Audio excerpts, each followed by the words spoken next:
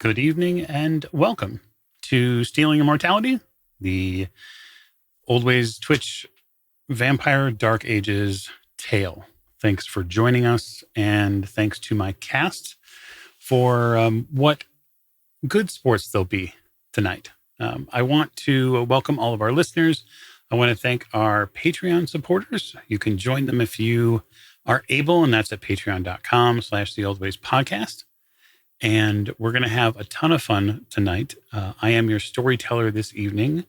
My name is Michael Diamond. My pronouns are he, him, and I am here to help assist narratively with all of the wonderful and potentially traumatic or delicious things that happen here. I am your facilitator. And so now we'll get to cast introductions, which will begin to my right. Hi, I'm Morgan, and my character is Genevieve de Montfort. Our pronouns are she, her, and I'm a ghoul that is part of Clan Ventrue, and I'm also a cast member on the Old Ways podcast, and you can find me on their Discord server and in a variety of games such as RuneQuest, Children of the Periphery.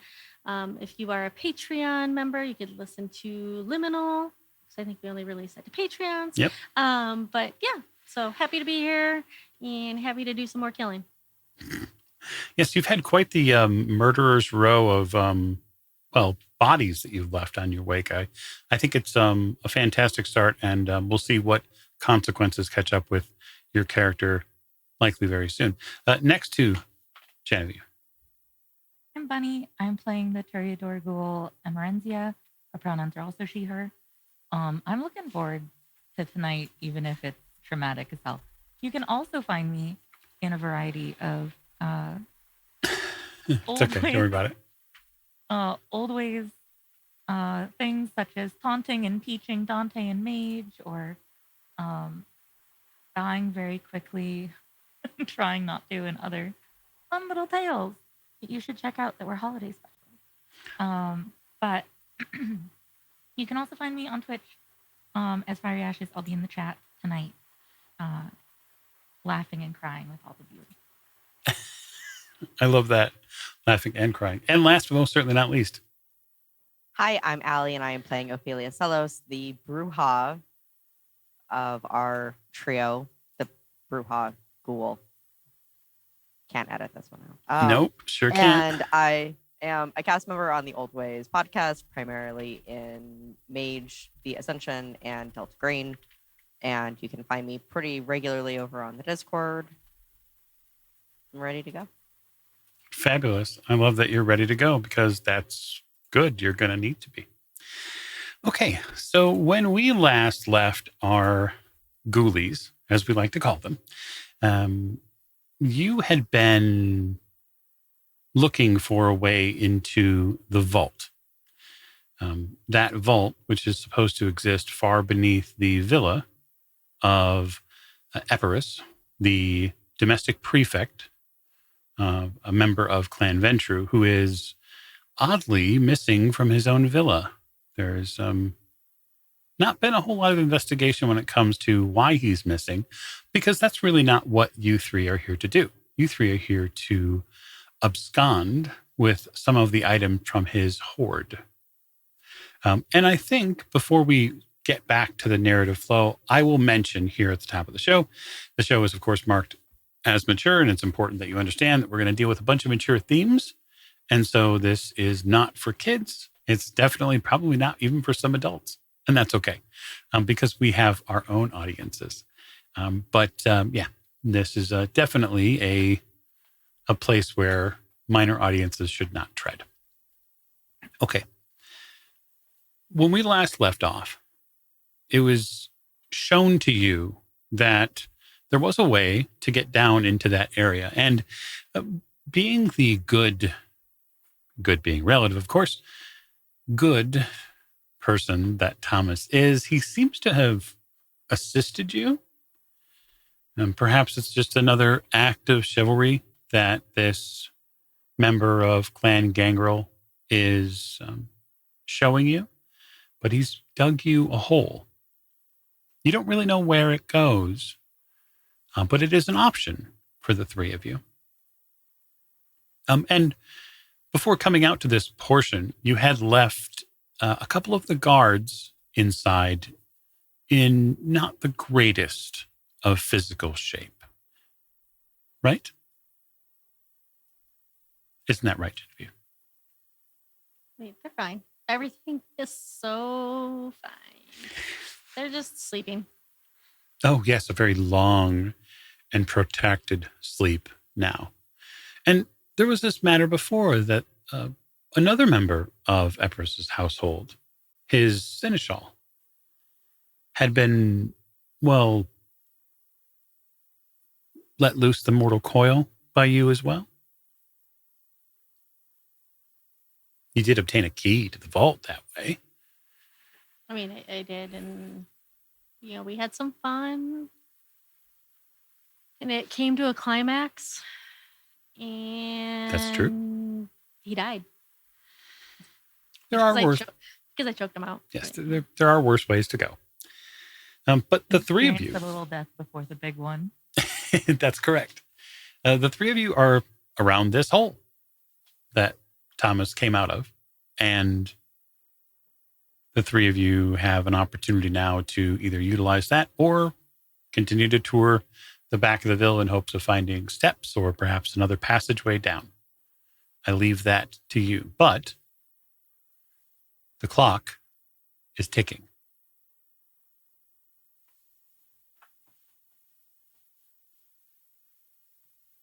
I say we go in the hole. Thomas Yeah. dug it for Went us. He went through a lot of trouble. And Marenzia is just going to tie everything on her tighter and then go for it. Yep. Also, Thomas fit through this hole, and he's a whole foot taller than Emerenzia is. So, I probably can fit through there. Probably fine. Okay, so who's going in first? You, Emerenzia? I love this is something none of us have done yet. So, yeah, she's not even going to wait to figure out the order with her comrades. She's just going to go for it. I love that. Okay, so are you going head first or foot first? How did Thomas come out of it? Thomas came out head first. He was also sort of continuing to clear the way on the way back out. There's an awful lot of dirt. But you have to figure that even if the hole is, say, 5 feet deep, the extra dirt has to go somewhere. Yeah, I think I'll go head first so I can use my hands to help clear in front of me. Okay. You get down on your knees and then slide head first into the hole. It does have enough space for your body. Thomas is taller than you, yes. He's probably he's probably not as curvy as Emerenzia is in those spaces, but he is someone who has that, we'll just say, knightly frame. And so he has a well-muscled body. So the difference is not very much. The earth accepts you almost a little too freely. And you begin to feel your body respond to a fall response. Because the dirt around you is not stiff at all. It's actually quite loose. And so I'm going to ask our player if they would make a strength and athletics roll for Emerenzia. The worst roll for her ever. Okay, hold on.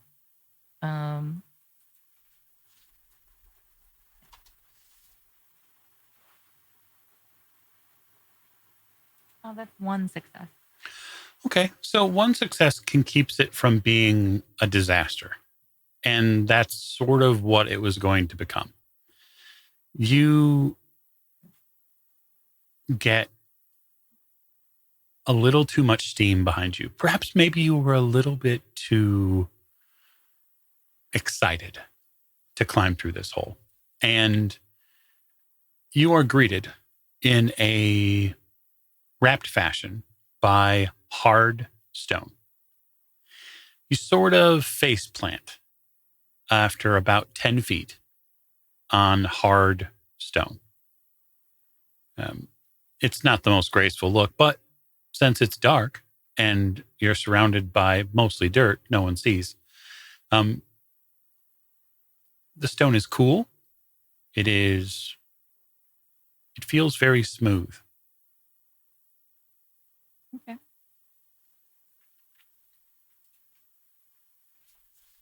If I look back up at where I fell from, how much of a hole is there, or did it sort of fill itself back It in a little bit? fills itself back in.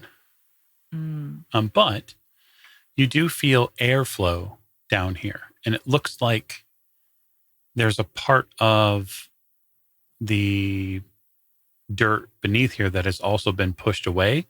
And just to what you believe is the east, there's the slightest faint flicker of what looks like light.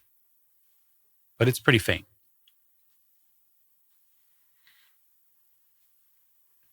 Okay. Do I hear anybody else around down here? Is there any other obvious people noises? You have pretty sharp senses thanks to your time as a musician. You don't sense any other presences. You don't smell anything but dirt. There is a little bit of wood that seems to be burning somewhere nearby. Not a conflagration, but something that you would catch if there were a fireplace or if there were torches burning nearby. Got it. I'm going to assume that the other ladies are going to be not far behind me. So I think I'm going to stay here to try help catch them so they don't injure their pretty faces as they come down here also. All right. I love that. So tell me, since this is obviously Team Hole, who is second down the hole? I will go second. And Okay. I'm going to go feet first because going face first does not seem wise when you're going down. So You're still going to have to make a strength athletics roll. I didn't make, I didn't really bother systematically with potence, which you would have had Emerenzia. So I sort of took that into account that you have potent, so it's an automatic success. But yeah, go ahead, Ophelia, give me that strength athletics roll. We'll see how you do. 2. Yeah. You come down feet first and you feel something a little strange. And that's hands on your feet and legs. And then, it's fairly clear, at least reasonably clear, that those hands are Emerenzia's. Unless she's silently standing there touching you as you come down. Which would be creepy, but No, I would never. Okay. Can you imagine a friend's foot comes down and I'm just doing this instead of actually helping her? Yes. No, I'm going to help her down. I can totally imagine that. Well, that's fair. I did leave myself open to that. But no, I will say something to Ophelia. Mm-hmm. I'm not just going to pet her legs when she's on her way down. okay. So the two of you are now in this space, and you realize that there isn't a ton of extra space down here. So once Genevieve gets down here, she is going to have to go somewhere, or you're going to have to go somewhere. Y'all are going to have to make room because Thomas only cleared out so much space. But Genevieve, I assume that you're not staying up top. No. I'll Okay. come down. Before you I will. do, Oh, okay. I would like you to make me a perception and awareness roll. Just as you're getting down into the hole.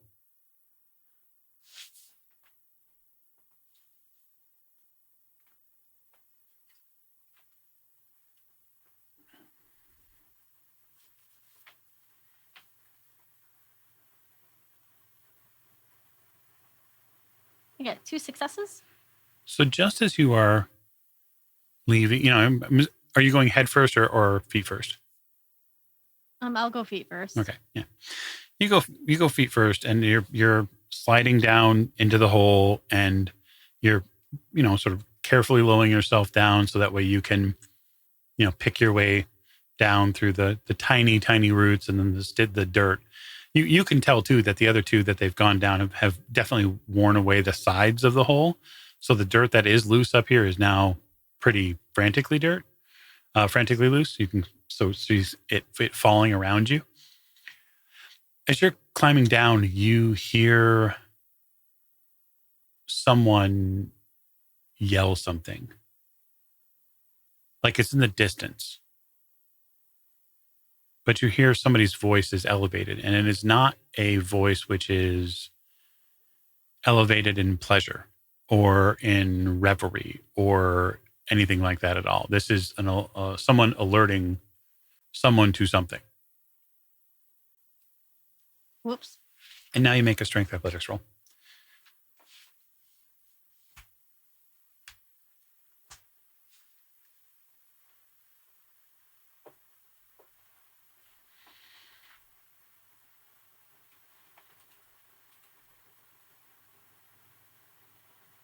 I got 3 successes.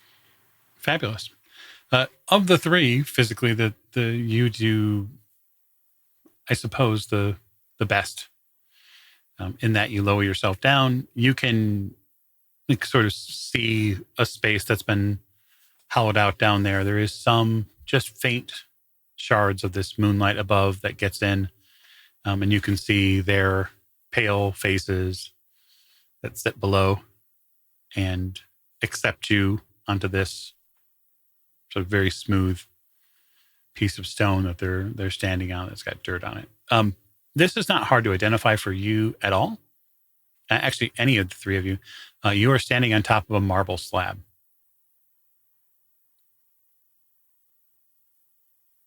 It's pretty big. It's bigger than you can see.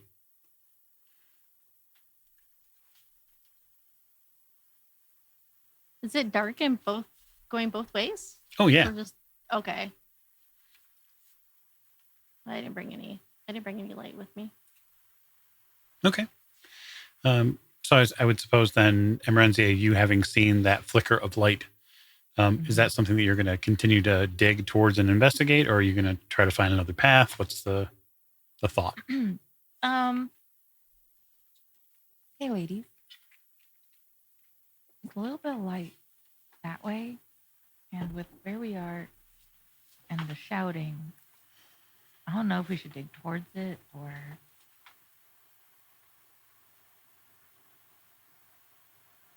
What do you think?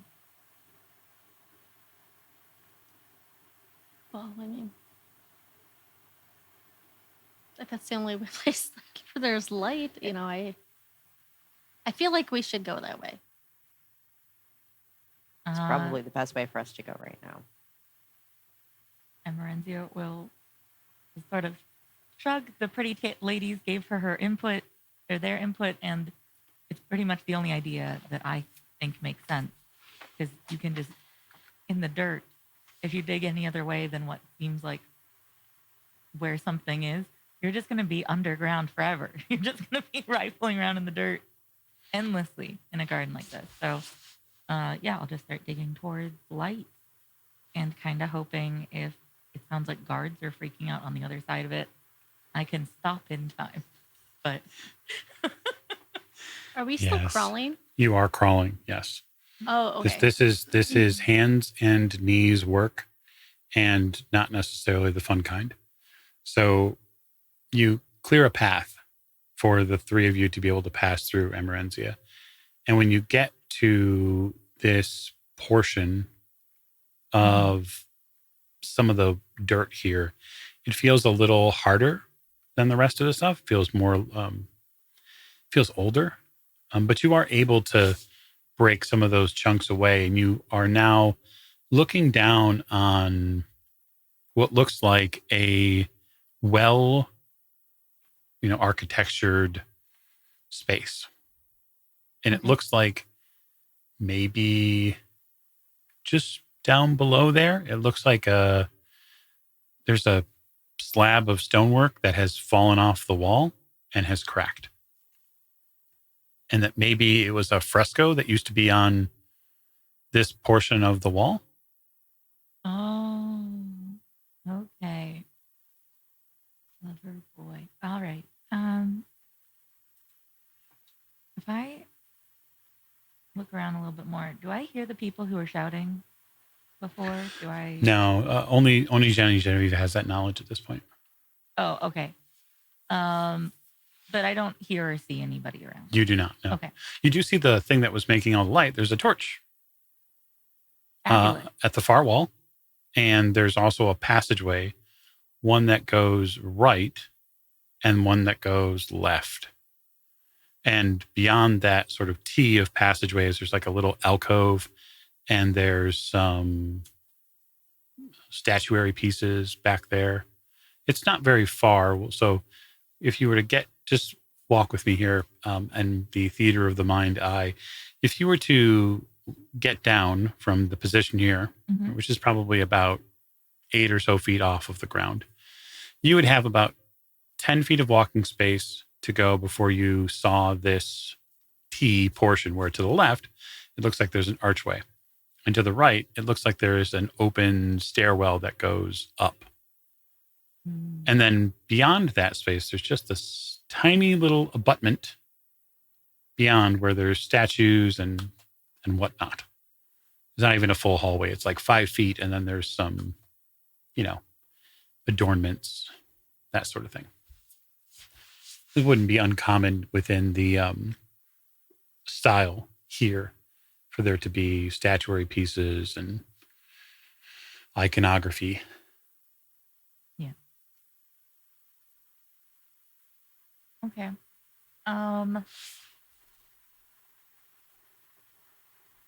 Emerenzi is going to try to very carefully get down because she realizes that this drop is almost double my height.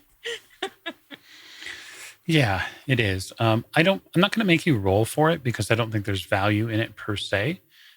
If you take your time and with your potence as a ghoul, you're able to traverse the space and I guess slide down the marble facing of the wall. Just more than enough friction with all the dirt on your hands to land without damaging yourself. It is sort of telling when you look back up at the hole and you realize that there's no way to get around seeing that in this space. So if somebody comes down the stairs, if somebody comes out of that hallway, there's nowhere to hide that. And that fresco is broke. And Yeah. Okay, but you're out, and now you can move freely about the space. I mean, I should wait for the others before I try. Ladies, please.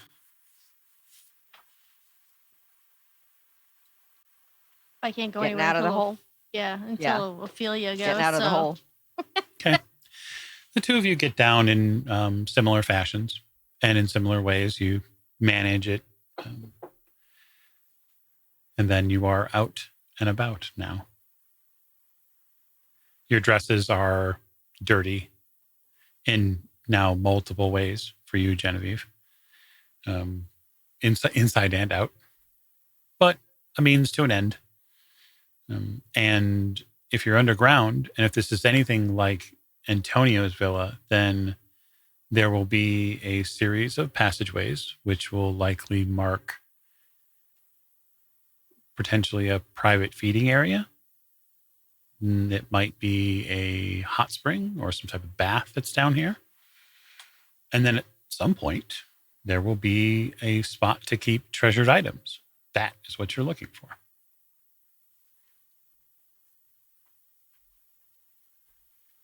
Okay, do I still have that key on me? Yes. Okay. Good. Yes.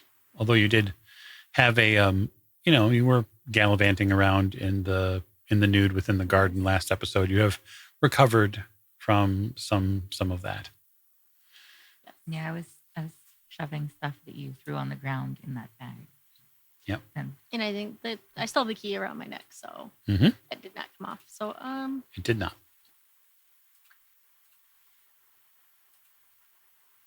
so I grabbed the torch. Okay. Off the wall? Yep. You're taking the light with you. Well, we're taking the light because I mean we kind of need it. I mean, unless I magically see in the dark now, which maybe. Hang on, no, I don't. So yeah, look at 'em. Which way should we go? I mean, that way seems to go up, so I'd recommend this way, probably further in towards the vault. All right, sounds good to me. Give a glance to the staircase at all? Sure, a glance. Glance just up the staircase, and you see that the staircase is dark.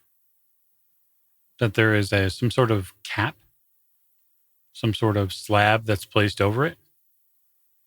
Not completely unheard of to have protect a lower space with something heavy that perhaps only a member of the kindred could open.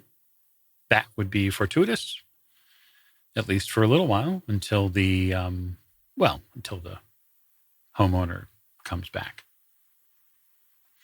Moving left, you walk through a rectangular, sort of an elongated rectangular room, and there are many busts on pedestals. Many. There's probably about 15 in all. And they seem to trace a history back to Rome and before that.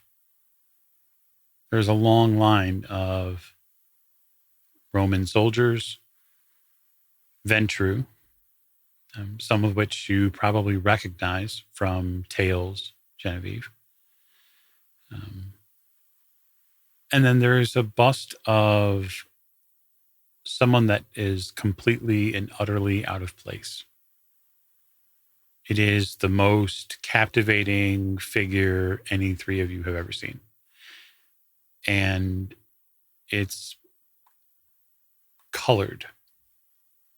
It's painted as one would paint a stained glass window. The features are not strong. They're not square jawed like so many of these Ventru busts are. This person's features are angular. They're refined. They look like no one you've ever seen before. And so I'm going to ask all three of you to make a willpower roll. Or come under fascination.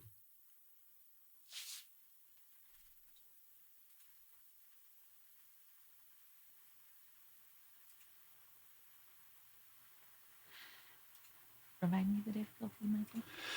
So in V20, normally difficulty would be 6. And so we'll just leave it at 6 for now and then let me know how you do successes wise.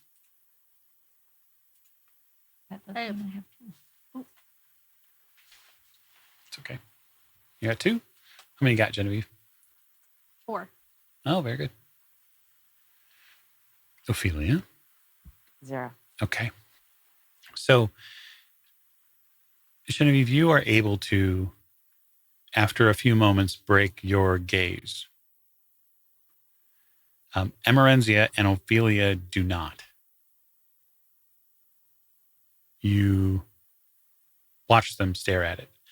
And you feel their captivation at this piece of art. You had the same sort of captivation. It is a beautiful piece. Whoever this is, this person's unto an angel. But you also feel like there was something trying to keep you staring at it.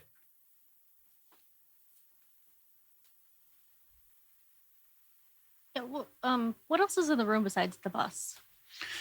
Well, technically there are colonnades in this room. So there are two rows of columns that sit behind the busts. There's an exit to this room about 10 or 15 feet from where you are in that same direction you were going. It's just another archway. It likely goes deeper into the vault space or the private space that's down here. There are no other torches in here save yours. And so I'm going to have you make me a perception alertness roll to see if you find something. And as for the other two of you, Emerenzia and Ophelia, you are captivated by this piece. This is for you, Emerenzia as a Toreador, this is a mastercraft piece of art. And it could fuel your muse for a century. And so it is very difficult to not look at it and study it. I get 2 successes. There appears to be something on the ground around the bust, this specific one. There is a fine coating of ash.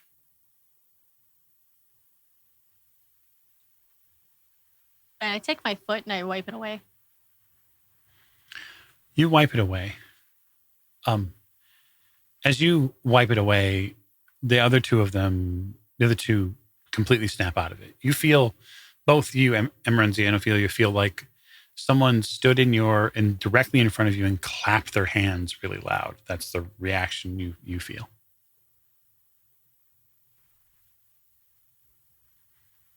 And then you feel the accompanying acknowledgement in your brain that, oh, wow, how long have I been here? Oh, sorry about that, Genevieve. It's just so well made. Sorry. All right, well, time is of an essence, so let's get a move on. And try not to stare at any pretty things anymore. Okay. Well, what a sin it would be to not stare at any pretty things, but I guess I could just stare at you two on the way. I like that. You continue on. As you continue on, the space beneath grows. And so this hallway empties out into a bath area. This is something you're architecturally familiar with, Genevieve.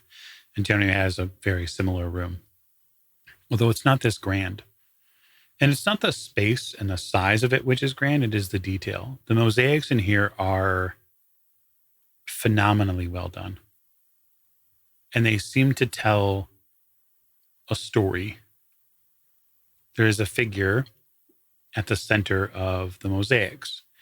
And you don't know who this person is visually. They don't look familiar to you. You didn't see them in the bust room back there. But they're here. The figure is definitively feminine. And it's standing in front of a row of other figures. Seems to be at the center, and there are 7 on either side of it. And out of each one of the figures standing beside this woman, out of the center of where their heart would be, there is a hole. And that hole is a sort of fountain faucet where water is flowing out of to keep the pools filled. And the feminine figure that's in the center, she is not, she doesn't have a hole in her heart. She has 2, one on each breast, which is spouting from this, leaving this space to be filled with the water flowing out of her. And it's all very beautiful, but it doesn't seem to make a lot of sense to you. The head of the clan here is a man. And there's some very male top-down dominance roles when it comes to Clan Ventrue, ones you're very familiar with. And so it seems a little strange that Epirus would have such a mosaic in his own home, especially when you don't know who these figures are.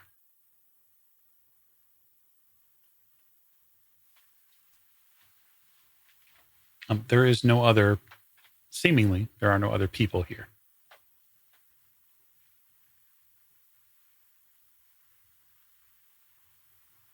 I make a note of the woman for later so I can talk to Antonio about it. Yeah, so all that's in this room is baths, right? Mm-hmm. Yep. And at the far end of the baths, there is a space where one would, where servants probably would stay. And then at another end, there is a large door with banded bronze on it.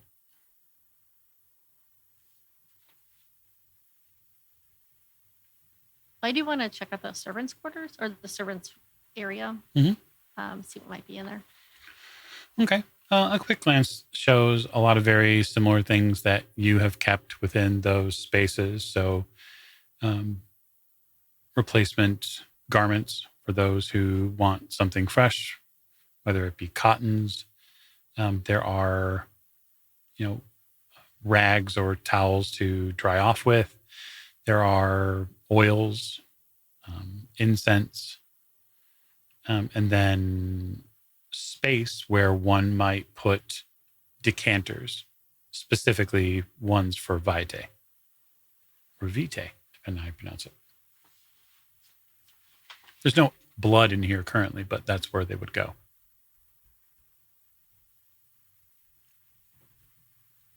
I'll grab a fresh set of clothes. Okay. It in no way fits you.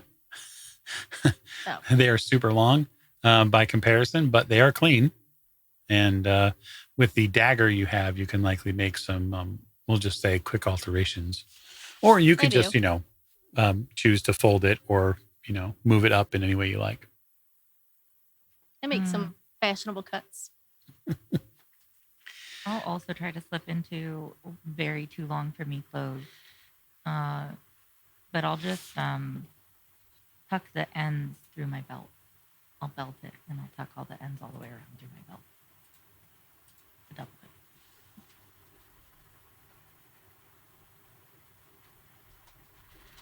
Okay. Anybody else cleaning Servants' clothes for all. up? Yay! You all do the smart thing, which is not look like a bunch of grubby thieves. Very good. I will ask Genevieve to help me make a cut, and I'm just going to make it plunge a little bit more than it's supposed to. But Okay. otherwise, everything else is fine. You're going to help her out, Genevieve? Oh, yes. It's probably a gracious cut. We'll just put it that way. And I do it slowly. Go on. Very slowly. I appreciate our friendship, Genevieve. So, We're close. so do the listeners. Okay. So after cleaning up and probably tossing the dirty clothes somewhere in the bins back here where they can hang out, there is this bronze banded door that's at the other side of the baths here.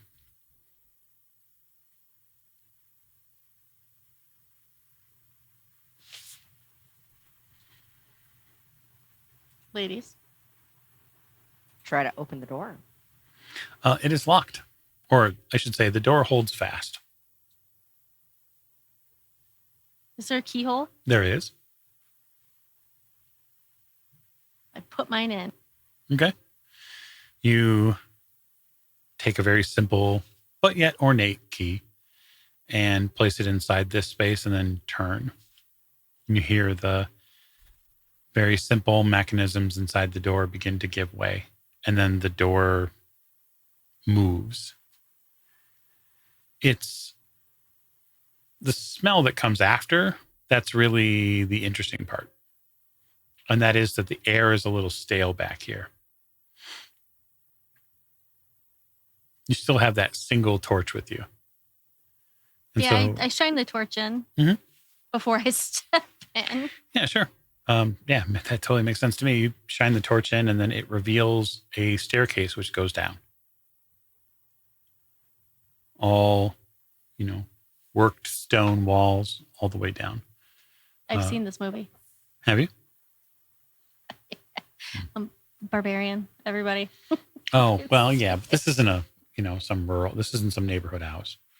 It's a villa. Do we That does want not to make it better. Do we want to lock the door behind us so that if somebody comes down here, they're none the wiser? Or do we want to leave it open for a quick escape? I think that locking it for now makes sense until we be able to unlock it on our way out. So Okay. making it look like less is touched for now. Oh, I agree. well, do we think that matters if they come downstairs and they notice that broken fresco and the giant hole in the wall?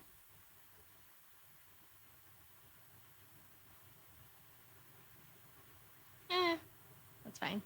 We should probably take our clothes with us and throw them behind this bronze door. Sure. I'll take my clothes and I'll shove them in this bag that I'm carrying. Okay. You do something. Rather than leaving evidence here. It's the little things that matter.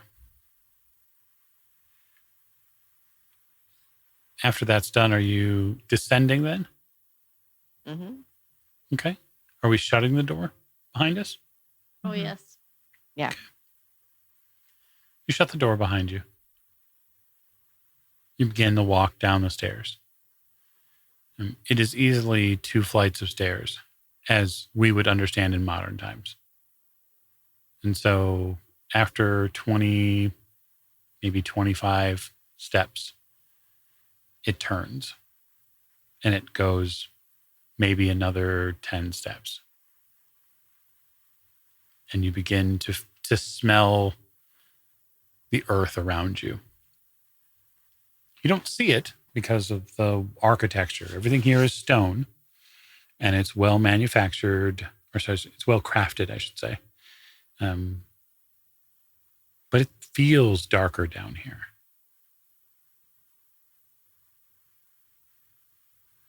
The torchlight itself is maybe 10 feet total of ambient light, and you're having to hold it up so that way you don't get blinded by it.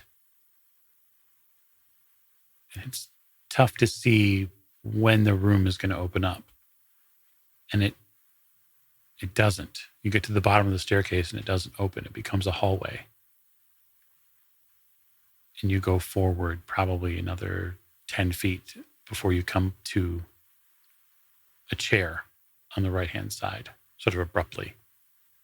There's a little inset the wall here, and there's a chair. Empty. Well, that's good. Because it was probably a guard at one point. Is there any symbols around the inset where the chair is? No. There's a chair here. It's relatively simple. To the right of it, there's a small wooden table. It looks like it might be a place to have a book, or perhaps it's a space that is used to hold the cup. And then not too far from that, on the floor, you see that there is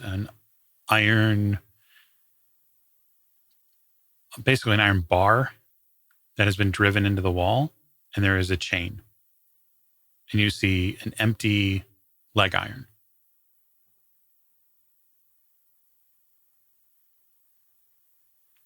And there is a small bit of discoloration to the stone nearby it. Since since we're ghouls, or do we have an enhanced sense of smell? Nope, you're a ghoul. Okay. There's no enhanced sense of smell for you. You're unless you were to be a ghoul of a clan which had the ability to have enhanced senses. Not that anybody probably has those. No. All right. Well, so what's on the wall is dried, right? Mhm. Okay. I'm going to assume it's blood. If it was fresh, I'd probably lick it, but it's not fresh. It's randomly licking blood. Oh, I swell. Well, I wonder where the person is that was sitting there. It's been a while, it looks like. The stonework nearby also reveals that there are scratches in the grout here. Tiny ones. But you can see that there were scratches that were made. Like someone tried everything in their power to get out.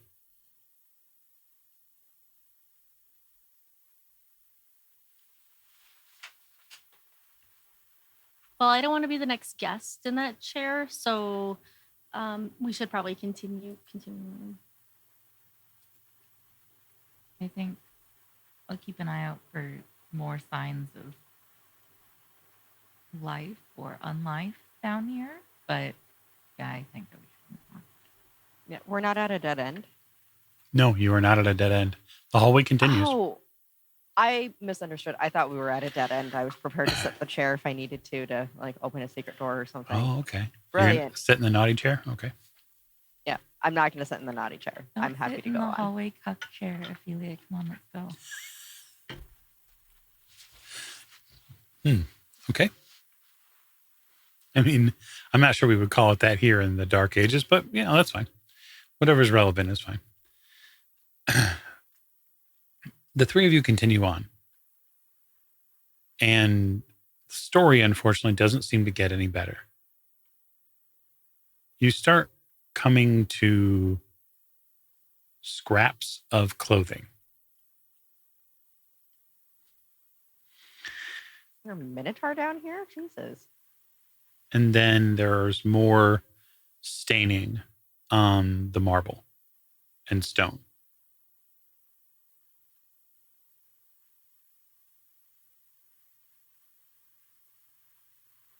And then you get to a door.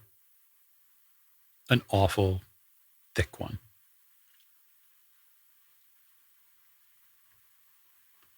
This is a wood door.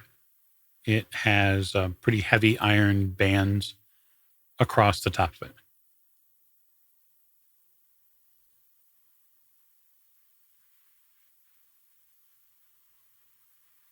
Yeah, I'm going to knock on the door.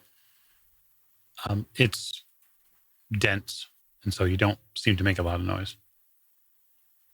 Genevieve, might this be what your key goes to? I think my key just opened the bronze door, right? It did. I mean, maybe if it's the store. Is there a keyhole in this door? There is. Oh, I'll try my key in here. All right. You put the key in here and give it a turn.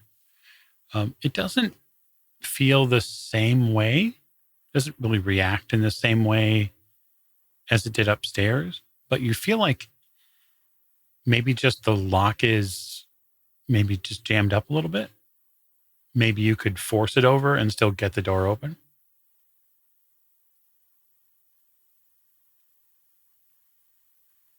I put some oomph into it. Awesome. I love that for you. Make me a strength roll and include your potence in that strength roll.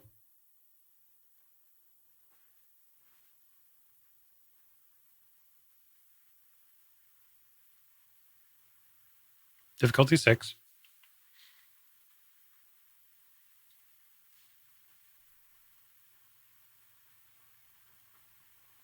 I get a 2. I mean, I get 2 successes. I was like, wait a minute. Okay. You give it some gusto, and you feel the internal mechanisms begin to bend to your will. And you grit your teeth because what you want is so important to you and so important to your master. And that's really why it's important. It's less about you, and it's really all about what he needs from you. And you turn and turn, and you feel the door give way. That internal lock mechanism moves over, and there is a snap and a ping throughout the hallway as the key snaps in half.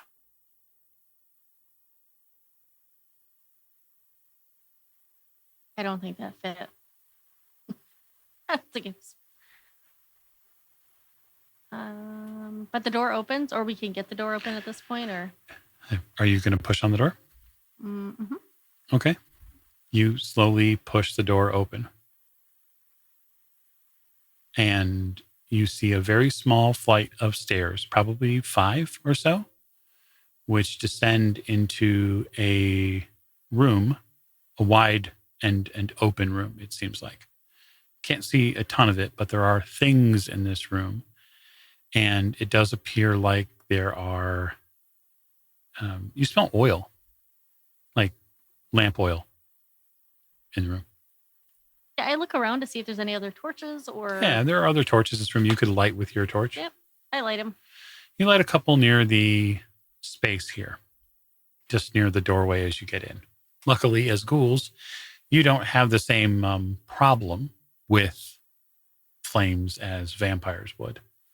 So that's a benefit in this case. And as they illuminate, there is a large, like rectangular room laid out before you. And there are all manner of different things in here. So the biggest and largest object in the room is something which is horrifying to look at. You see an enormous being. That's really the best way I could say it. It's made of stone, seemingly. It has 4 arms. It has 4 pectoral muscles. It has a wide, tall, impossibly tall head for its body. It has very swept back ears. These are bat-like ears. It also sports 2 very wide wings on its back and a long and curled tail. Its face is a workshop of infernal horrors between nostrils and teeth and a wide maw which seems to be open as if it's prepared to devour. It is the singular thing which dominates the room aesthetically. It is stone still.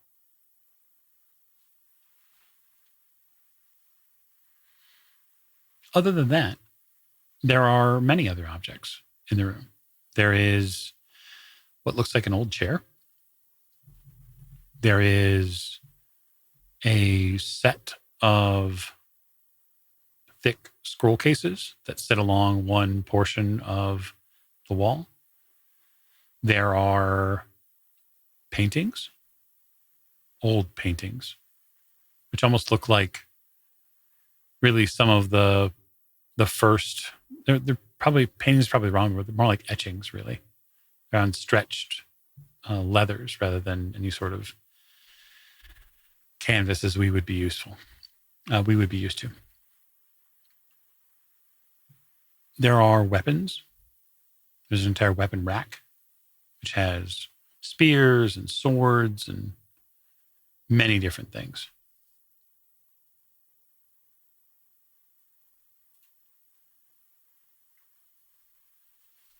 All right, I head to the weapons rack. Okay. I know what I'm looking for. You head to the weapons rack. There are also clay pots seem around here as well? And all three of you have a moment to investigate the room. There is at the far end of the room another archway, right? An open hallway which goes into a larger space which these two torches do not illuminate. And you realize you're only seeing part of the room based on the torchlight that you have. I'm going to grab one of the torches and go to that other archway because what I'm looking for, I can't actively see. So I'm going to head back towards that way. And So I'm going to keep the camera with you temporarily here, Ophelia. Why don't you tell me what you're looking for? I am looking for scrolls. Okay. You did see that there was a line of scrolls, a case that's in the probably about a third or 2/3 of the way into the room. There is a line of them lined up against one wall. They're heavy leather cases. So you're going to go and begin perusing them. Yeah. And I'm going to be looking for anything that looks and feels significantly older. And I'm going to be opening up ones that don't seem too overly delicate to look for things in regards to the Bruja clan. Okay. You're going to begin investigating. I'm going to have you make a perception investigation roll. And then I will ask Genevieve, as you peruse the weapons rack, are you taking care to properly inspect the weapons, or what are you specifically looking for? Well, I am specifically looking for the sword that my master wants. I actually don't know what the name of the sword is. So, but I know it is it. You remember it's Claudio's sword. Yes, you remember your master Antonio whispering into your ear your mission, that he desires the sword of Nero Claudius Drusus, a famed Roman military commander who helped pacify Germania in 14 BC. You also know that it's possible it could be here amongst these pieces. Well, I hope so, because that's why I was sent here, and I hope I didn't kill all those people. And no, it's fine. It's fine. You're not worried about that. It's a Monday. The difficulty for you is it's a Roman military sword. There are 5 of them here. So which one is it?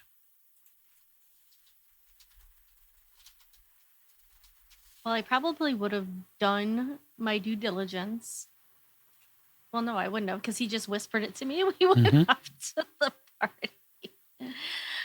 Well, shoot.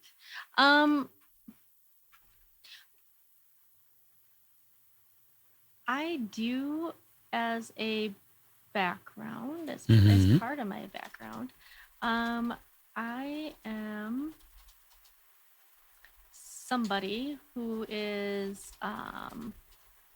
versed in military tactics, and as is Antonio. Antonio is, military tactics and politics and whatnot. So we probably would have discussed military history at some point, and famous military history at some point, while we're in bed next to each other, and we would have discussed the sword and the intricacies of it. Okay, that is my assumption. And so there's probably something significant that makes it Claudio's sword, like either initials or a coloring or the length. I mean, it could be bigger. Sometimes Go ahead and say it. Go ahead. More manly. Bigger is better. That's what Why they am I say. saying that? Ask all the truck drivers that. I think you've made a case for making an intelligence based role. You have military history. Is that it? As part of my like background, like, Okay. So why don't you give me a intelligence and melee roll? Okay. For knowledge of swords and which one might be held by a famed military commander.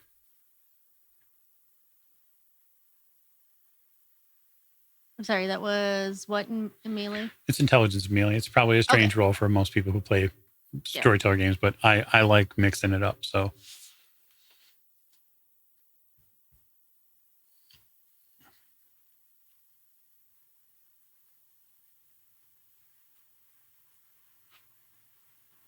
Yeah, 5 successes. very good. We will mark that in our progression, and I will get back to you momentarily. Now, Emerenzia, the Dama had been sort of particular about her request. She had given you an important task to retrieve, and she had whispered to you that it might be someplace that you'd have to go looking a little deeper for. Yes. I'm going to go examine that statue in the middle of the room. Are you now? Yes. I love that for you. Begrudgingly, but yes. Yes. I love that. Okay. Noting the art upstairs with the holes in the chest, I think I'm going to check out the too many pecs of this statue. Okay. So this statue is, as you've seen, horrific. The pectoral muscles are, and actually really the entire statue here is crafted through a master's hand. Whoever did this is someone who has studied their art for a very long time. Even down to the ability to put like the musculature and the striation of the muscles. If you didn't know any better, you would say those are hair follicles, or they're patterned. Just the top edge of the skin has just these striations of hairs worked into the stone. You see that, and you get a pretty up close look at the mouth too, because you're so close to it. And you realize that the mouth, unlike many statues, there's no stone stop there, right? There's no backstop. It's hollow.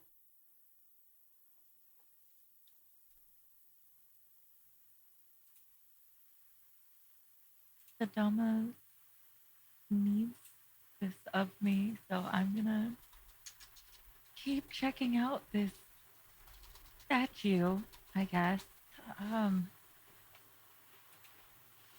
It is impressive what artisans can do.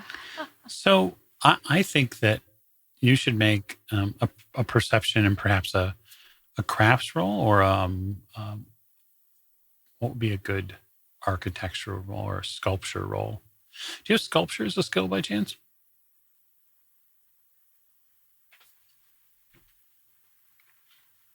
I do not. Okay. I would say then we'll just default to perception investigation. Okay.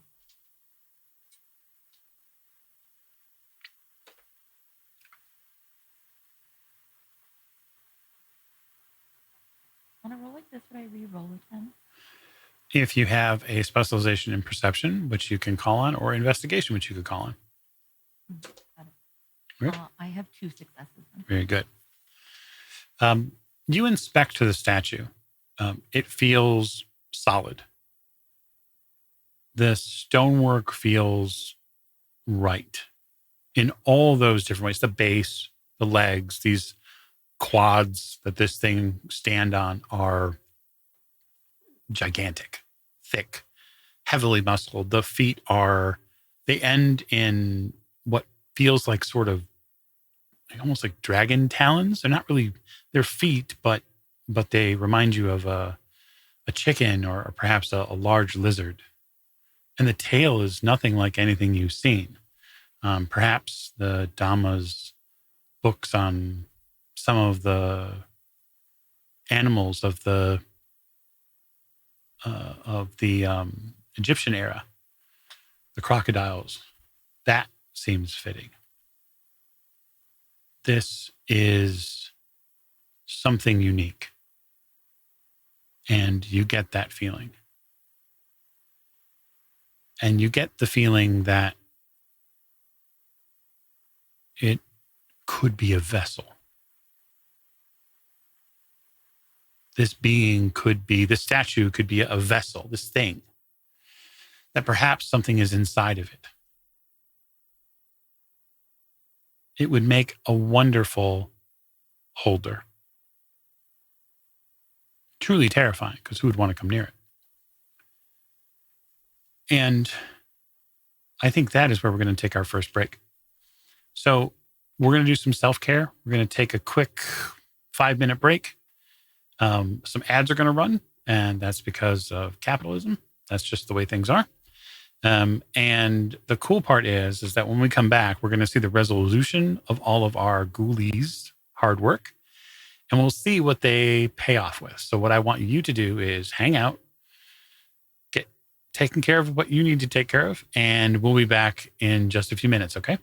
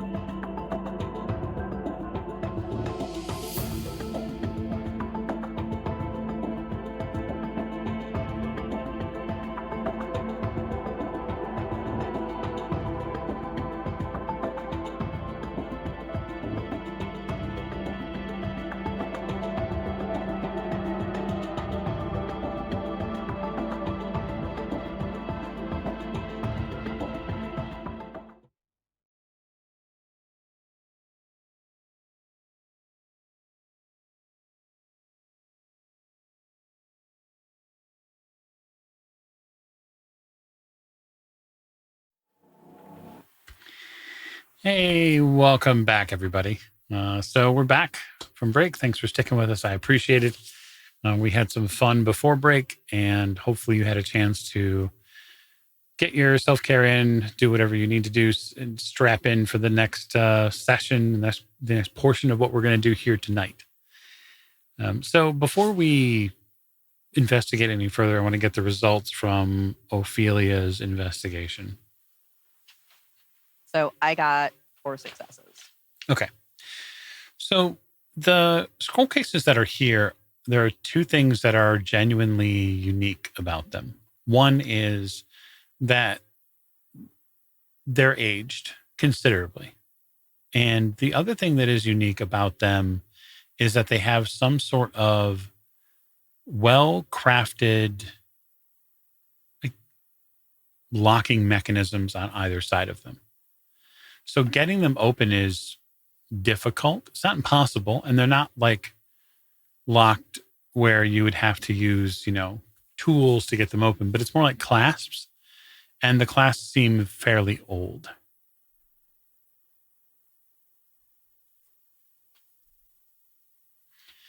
So your investigation of them will take a few minutes of each one, and there are, we'll say, 5 scrolls which you'll have to go through.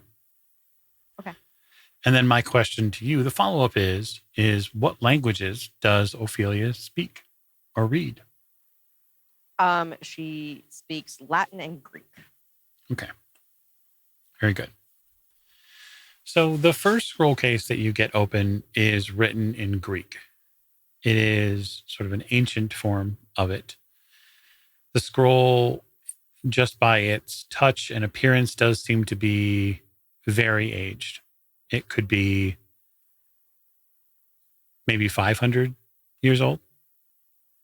Its message seems to be one which begins with it almost feels like a journal entry, someone's personal letters. And the light scan of it is, at least the first portion of the scroll, as you sort of unravel a little bit, is that they're talking about their day by the sea. They're watching the waters from a watchtower. And it's this captivating tale of watching fishermen and then watching the occasional trade boat that arrives at a city they're calling. And it isn't until you get about halfway down the page that you realize the city that they're referencing is a city you've only heard of in legend. And that's the city of Carthage. And then you realize that the strokes of this quill begin to increase the speed. And they're beginning to talk about seeing more ships on the horizon. Many more. Ones which might be here by nightfall. And there's an urgent need to warn the city watch of what they're seeing.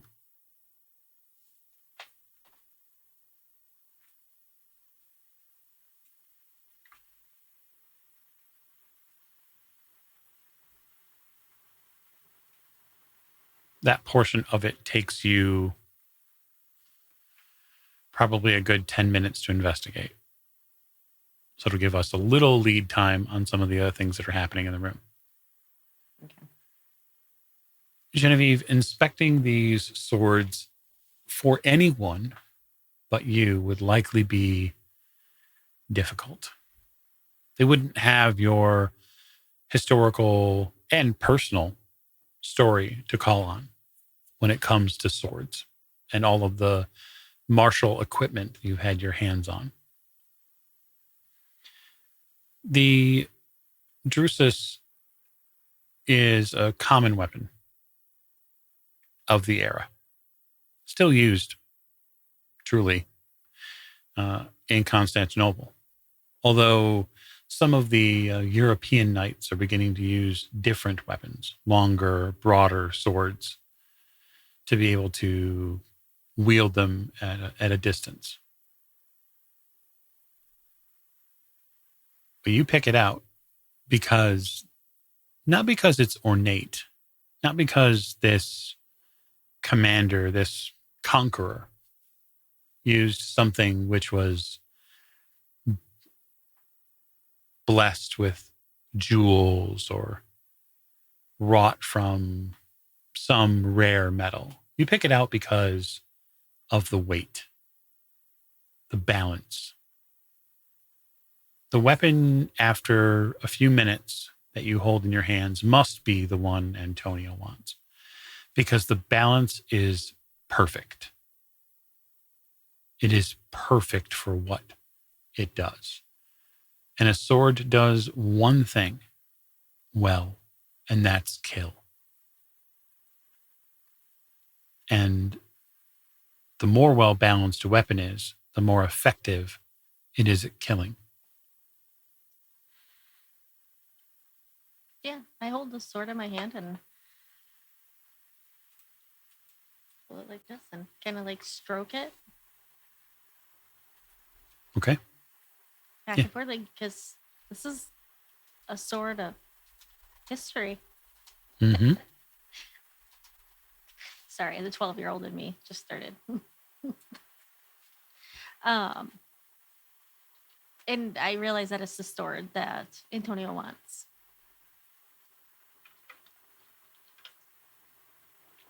It is what he asked for. And you are his ghoul. I do what he wants, You do whatever he asks you to. no matter what. And is there any scabbards or anything? I mean, it was just probably sitting on a. It was just sitting on a rack somewhere, but Mhm. there are a scabbard. There is a scabbard or two you could collect, and perhaps a leather belt you could take to fasten it to yourself, so that way it would leave your hands free. How After big is all, the sword? Like, how long is it? we'll say that it's probably about 2 to 2.5 feet long as far as the blade goes. Okay. I just wanted to make sure that I would be able to use a belt with Mhm. it. So, I mean, you don't have a belt right now, so getting a belt will help. did you say there's some sitting around? Mhm. Okay. I grab one. Yeah. And I, breathe a sigh of relief that I'm finally coming to the end of my journey. This long journey of being a ghoul, and I'll finally be embraced fully. That will take you more than a few minutes to get prepared and whatnot, but you're dutifully doing your task. And so I'll just move back over to Emerenzia, who is, well, you have a quandary. Yeah. The, the statue may be a good vessel, but it doesn't seem to have any obvious, it doesn't seem to have any, compartments that I'm finding, other than the fact that its mouth is a hole. Mm. Isn't every mouth a hole? Everybody's a donut. That's what they say. But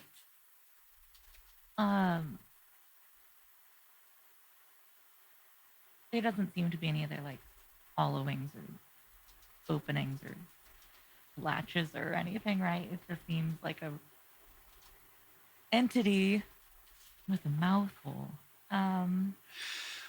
If you're going to do a complete inspection of the statue, there is one other hole you might find, although it is not open. Mm. And that would be on the underside of the creature, near the base of the tail. Sure. It's there.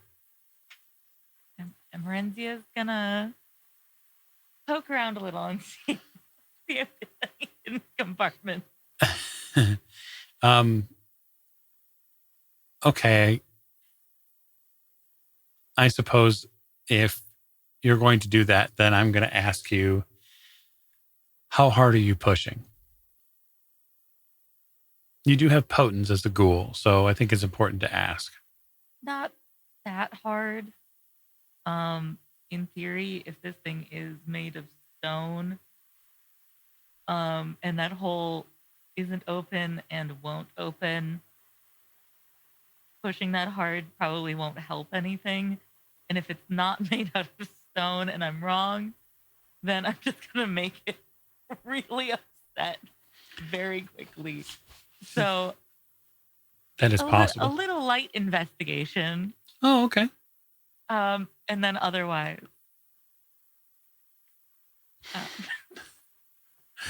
Yeah. I love chat. What happens with a light investigation, Michael? We can do light investigation. The preamble is important.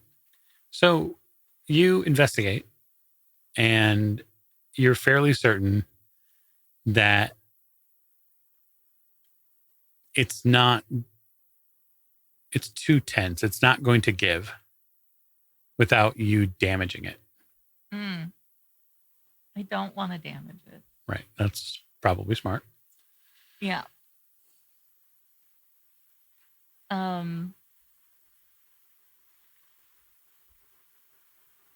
there any vials in this room? Like empty ones or anything? Are there containers? No. Oh, well, technically there are pots in this room. Clay pots. There's a collection of pottery. I'm assuming none of them have lids, though. Yep. They have all three of the pots over there have lids. Oh.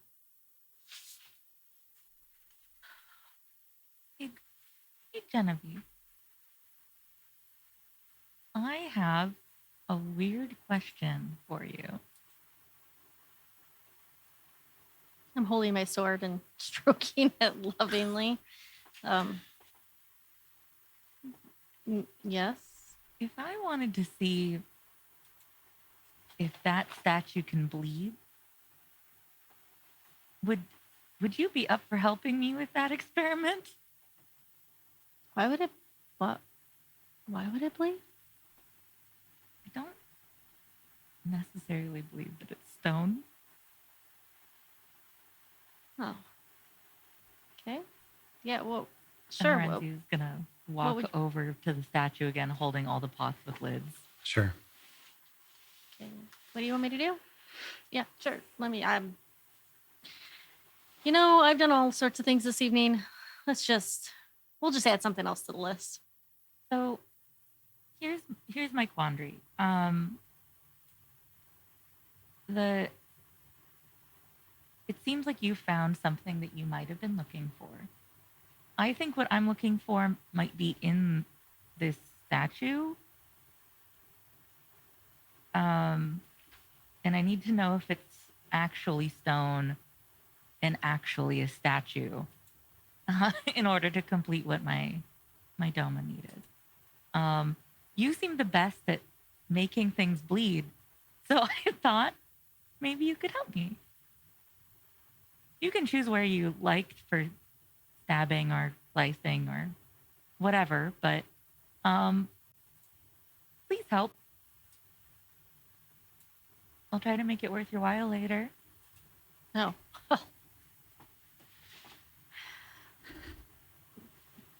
I'm all about that. I mean, we already had our moment, but I'll have more. We can have more moments. So many more. Okay. So I take my sword and the new sword that I have gained, and I on one of the arms, it's got it has four. Four, it has right? four arms. Yes. So I will take one of the lower ones on the right hand side, in the back and behind it, and just kind of dig my sword into it. Okay. And see what happens. Absolutely nothing. Like no blood, no anything. Does it scratch it? Not really. No. Maybe a little, but you're not really sure how sharp this sword is, honestly. But it reacts as if you had run a sword across stone, which, because it's not a whetstone, is sort of not a great sound. It also, in your head, as a woman who's done a ton of fighting with steel weapons, this is like the antithesis of what you would want to do with this weapon. It would dull it, likely. Yeah. So, seems like Stone. What do you need me to help you get something? Okay. It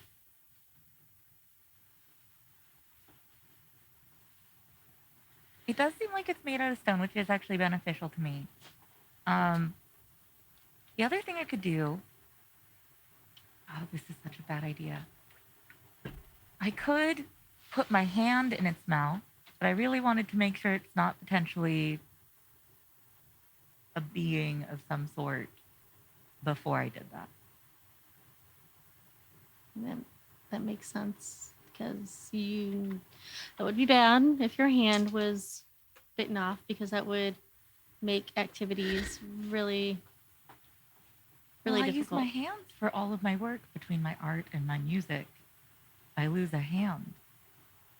Yes, so that was exactly what I Yeah. was talking about. There's multiple definitions of art, I think, being implied That's here. true.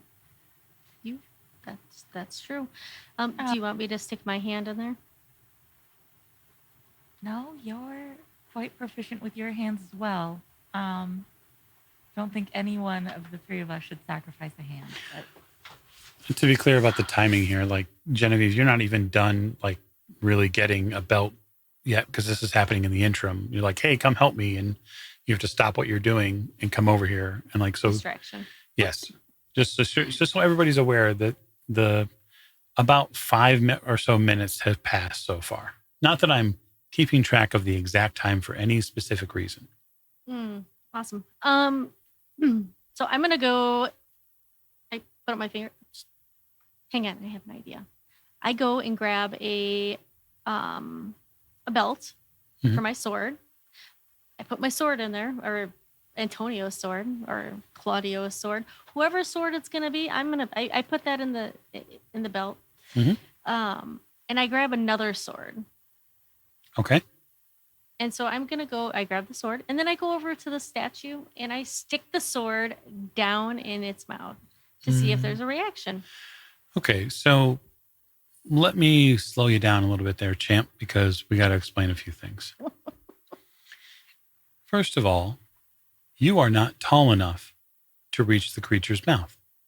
Oh, You will have to stand on something to get tall enough.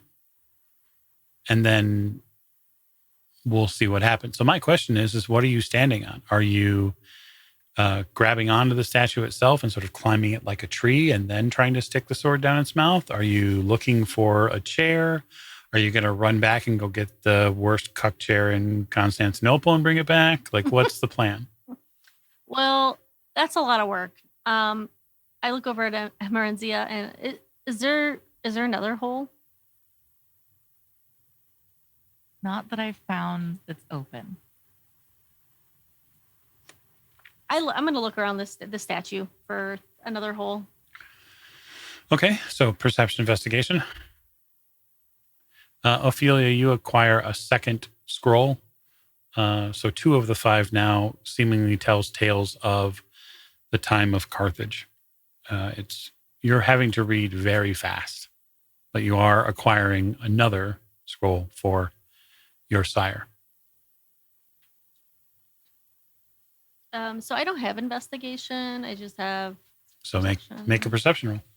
I did, and I got no successes, but I got a 1 on that one of the dice. Oh, good. So you completely botched that roll. Fabulous. I did. Awesome.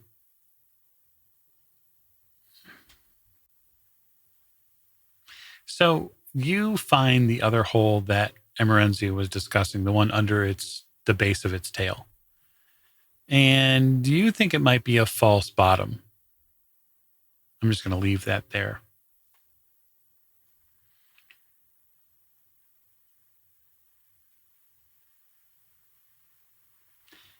You think it might be possible to push hard enough to get in, to open it up? Dude, dude. Yeah, don't do me right now. Yeah, so I'm gonna take that sword that I grab, and I am gonna do it. You're going to take the sword and you're going to jam it up this thing's... Hoo-ha, yes. Okay, gotcha. Okay. I'm going to allow Emerenzia to have a reaction to this. So you see sort of what Genevieve's doing, and she leans down and she gets at this really strange angle, and she looks once and she looks twice, and then you hear the sword get drawn. And then you see that she's like arching her arm at a really strange angle. And it looks like she's preparing to skewer this creature. So I want to know if you are going to have any sort of reaction or perhaps attempt to stop her from doing this. Okay. I love the energy we're bringing to this, the enthusiasm we're bringing to helping me. I will say that if this is a container that has what I'm looking for inside of it. It's small vials, and I'm a little worried about you breaking them. Oh. Oh, yeah, no, I can see how that might be a problem. I was just trying to be helpful. Yeah. No, and I love that you're trying to be helpful. I'm just a little worried that if we smash it open and we're right that it's hollow and the 2 vials I'm looking for are in there and then they drop through the bottom of it to the floor or get hit by a sword, that they'll just smash and I can't retrieve them for my donut. I understand how that could be a problem. I take the extra sword that I had grabbed from the rack and I kind of toss it aside. So if you're not going to go through with it, I'm going to force you to spend a willpower. Fine. Okay. You see Genevieve stop and have to exert a noticeable force of will to not do this. I want to so badly, because it would be part of my nature to want to like do this. So Yeah. I can't believe I'm about to say this. In case Genevieve fails to not do this, I recognize this look, this fighting yourself to not do a thing. Oh yeah.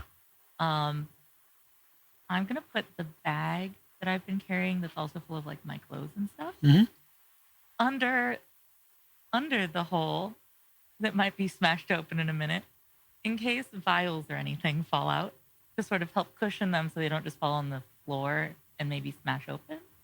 Okay. And sort of be ready to catch anything that comes out, hoping it's not like entrails and hoping it's more like secret treasure.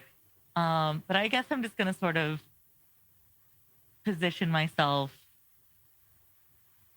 to catch whatever happens. Yeah. So Genevieve spends the will, and so she doesn't have to do it now. Oh, okay. So she sort of backs off. She goes and drops the sword or returns it to the rack, whichever she does. So there's a bit of a sound I there. toss it. Oh, I okay. toss it because I'm frustrated. You toss it. There's an echoing around the room of steel or probably bronze hitting the ground.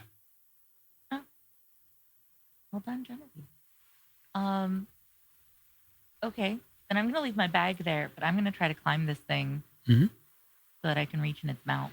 Yeah, I mean, climbing it is not hard. There's the legs of the statue and the forearms are more than enough handholds for you to get up. You're probably 7 feet off the ground, essentially in this creature's grasp, holding on to it.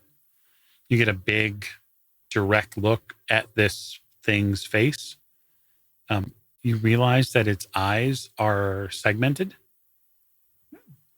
They have multifaceted work that has been done to them. The mouth is yawning open. It has rows of sharp teeth inside of it. And a long and well crafted tongue. I'm going to try double checking its chest again. Just a few light knocks. Does any part of it seem like false at all? Or empty or hollow? Or... You don't get that. You get a nice sturdy thud from the chest.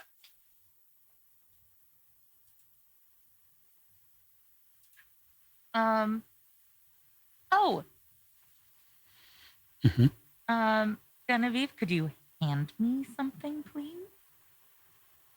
I should still have that fork from earlier in my bag.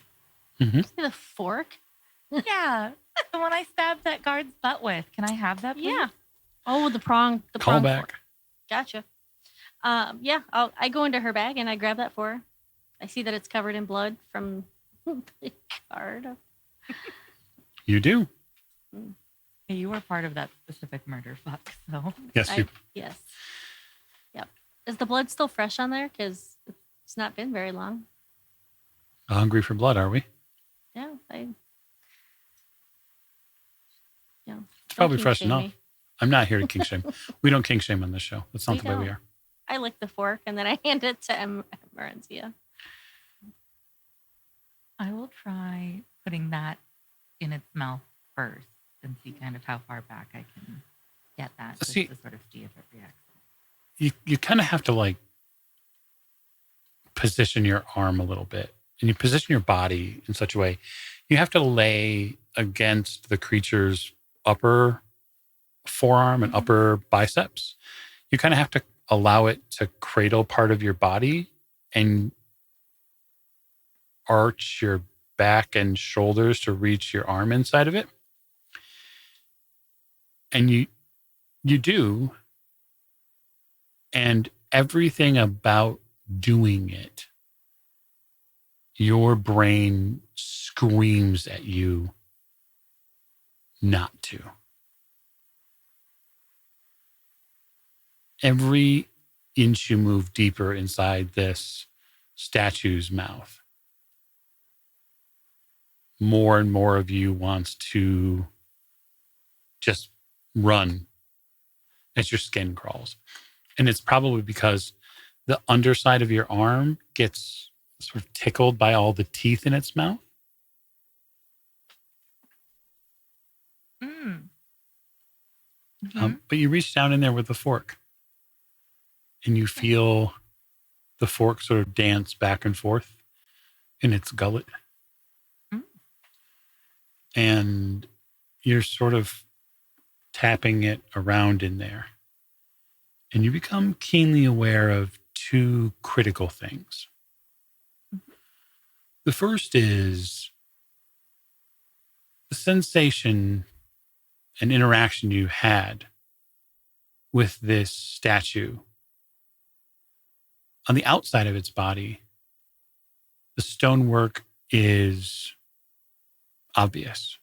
It held up very nicely against the work of Genevieve's sword. But the inside of it is made of something else. It doesn't seem to be hard at all. It's something you can't understand. Not really. And it really isn't until the second sensation takes over that you begin to understand the first sensation. And that is the palm of your hand gets warm. I'm going to retract my arm as fast as I can. Very good. Here's what I would like you to do for me. I would like you to make me a dexterity and athletics roll. You may apply celerity if you have celerity, because this is a speed test. If you don't, that's okay. But yes, please make me a dex athletics roll to see how fast you can move your arm.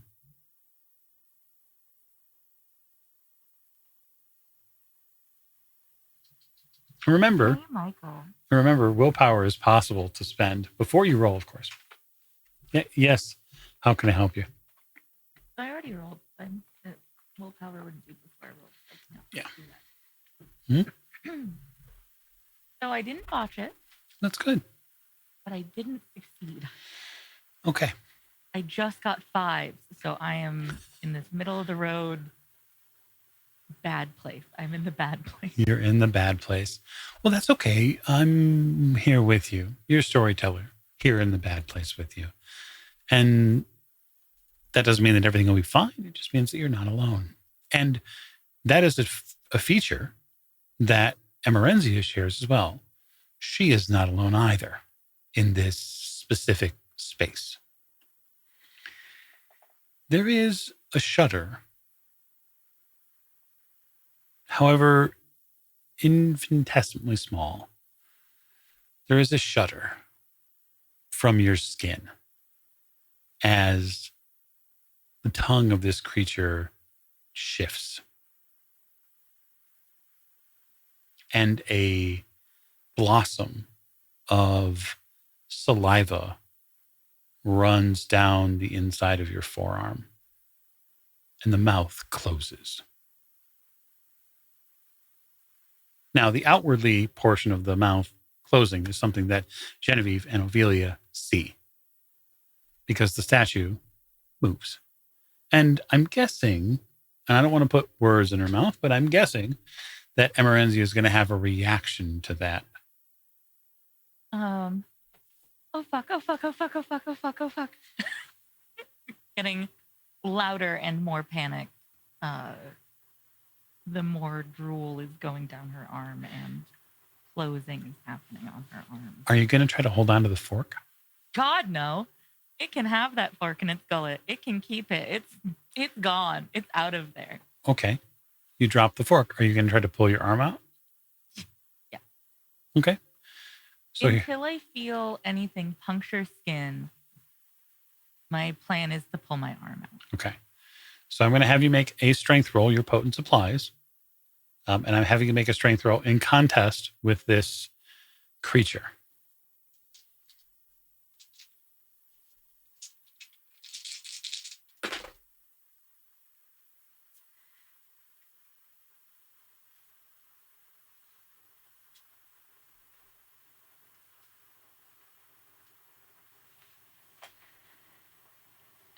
I got 2. You have 2. I have doubled you up. I have 4. Mm-hmm. It latches. When you try to pull out, it latches onto you. And in a single and terrifying motion, it shatters. All of the thick stonework shatters off the form of this statue, revealing a dark, muscular body underneath.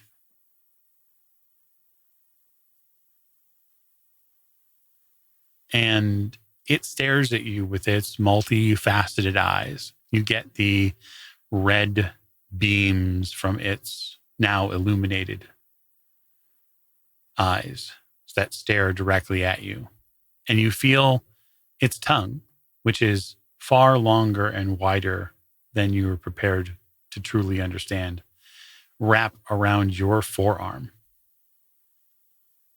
as if to hold you close. But I will give you a curious thing to think on. You feel something else within this space, this maw. And that is a piece of string.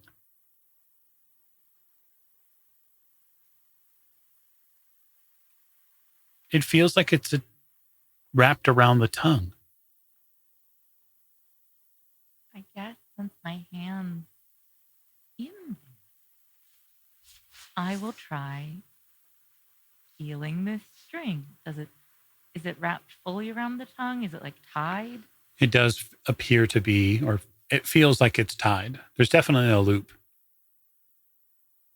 So I'd like to know, Ophelia, Genevieve, as the stone falls away from this creature and a 9-foot, 4-armed, hulking bat stands up to its full height here in the vault room. What are the two of you doing? Especially as these string of obscenities come out of Emerenzia's mouth. Well, the first thing is no more reading the scrolls. I'm just going to shove these bitches in my bag. I have to hope that they're the right ones.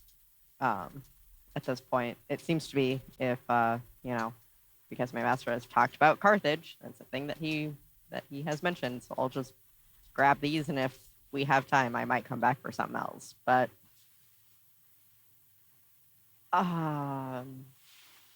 she's like off the ground, right, Emerenzia? Oh, yeah.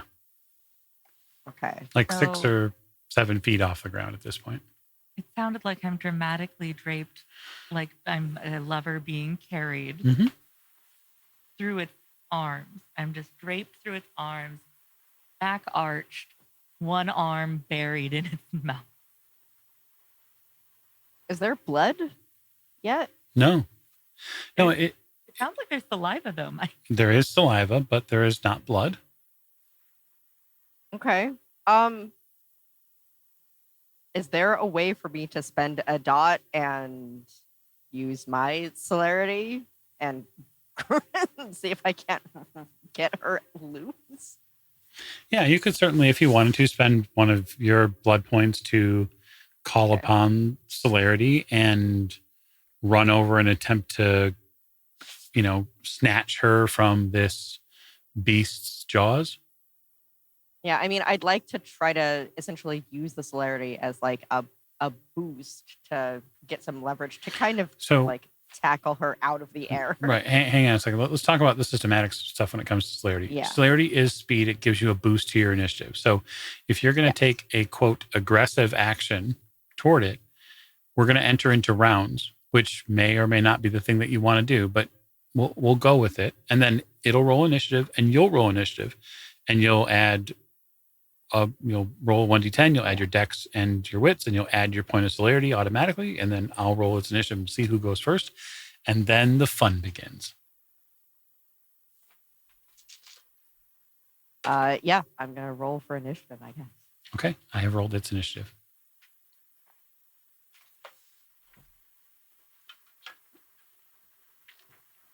Eight. Okay. You do go before it. Okay. So you are allowed to act. It is a dex athletics roll. And then with a successful dexterity and athletics roll, you will have to enter into a contest of strength to take it away from, to take Emerenzia away.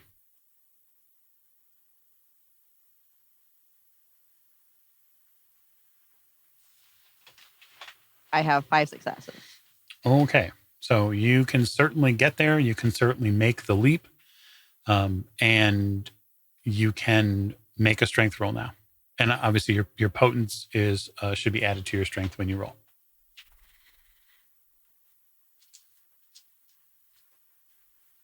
Two.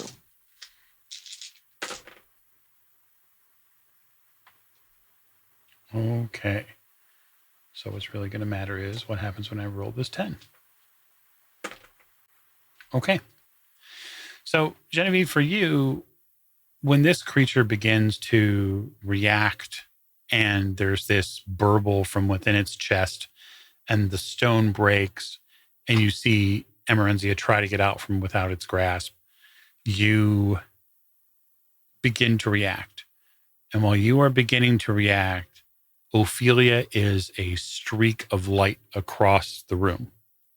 She is already moving, and the speed at which she is moving belies your understanding for a moment. She has crossed the room, leapt into the air, and she has grabbed onto Emerenzia. And she yanks her off and away from this creature. You pull really hard at her body. Unfortunately for Emerenzia, the fashionable-ish new clothes that she got ripped to shreds in the claws of this creature. So a huge part of your clothes gets just completely asunder from the claws that this thing tries to keep you in. What I would like to have Emerenzia do for me is I would like a very simple strength roll.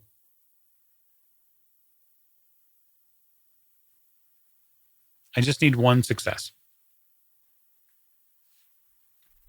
And remember, you have potence, so don't forget to roll potence. Yeah.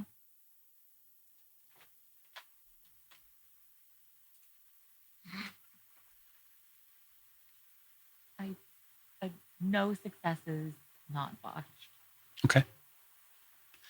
Yeah, so I'm going to deal you a little damage here, but it's not going to be me. It's really going to be Ophelia.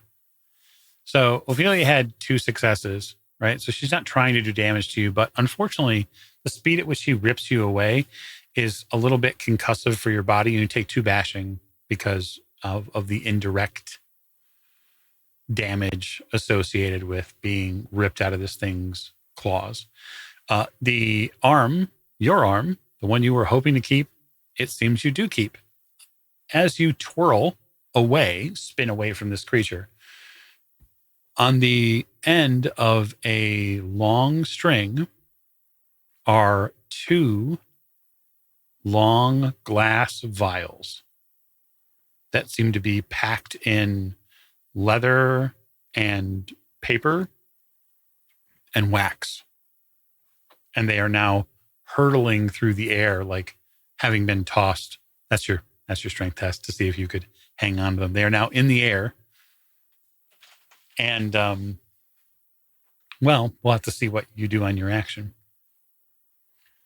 So immortality and the thing which the Dama sent you here for is now quite literally flying in the air.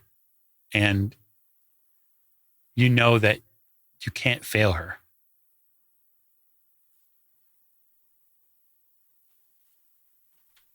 Is it my turn? Is it Genevieve? What's happening? So I think actually, for all technical rules, both you and Genevieve need to roll initiative to be part of the scene. So we'll have you do that now. And then I know when the creature goes, luckily its dexterity is not very high. And luckily for you, it rolled kind of crappy. So What was initiative again? I'm sorry. it is 1d10. And then you're going to add to your dex and wits. You take your dex and your wits, you add them together. So like they're a physical number, not dice. And then you roll 1d10 and add it. Is that a dog bark?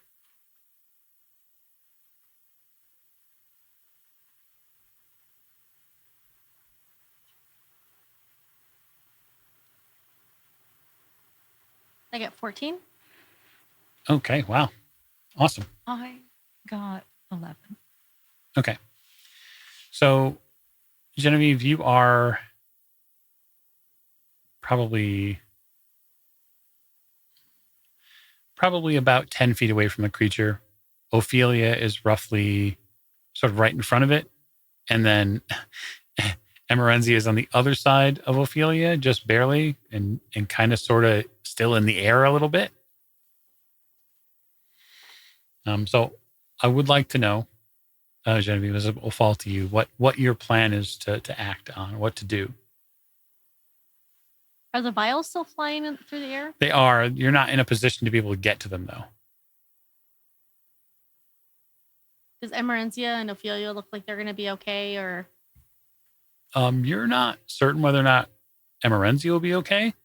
I think that probably comes down to whether or not she can catch the vials. Ophelia doesn't look like she's having any problem. She's got like 4 or 5 scrolls like in a satchel, like attached to her shoulder.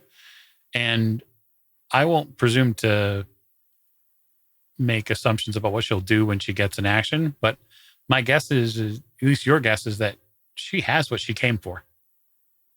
And so the next route is getting the hell out.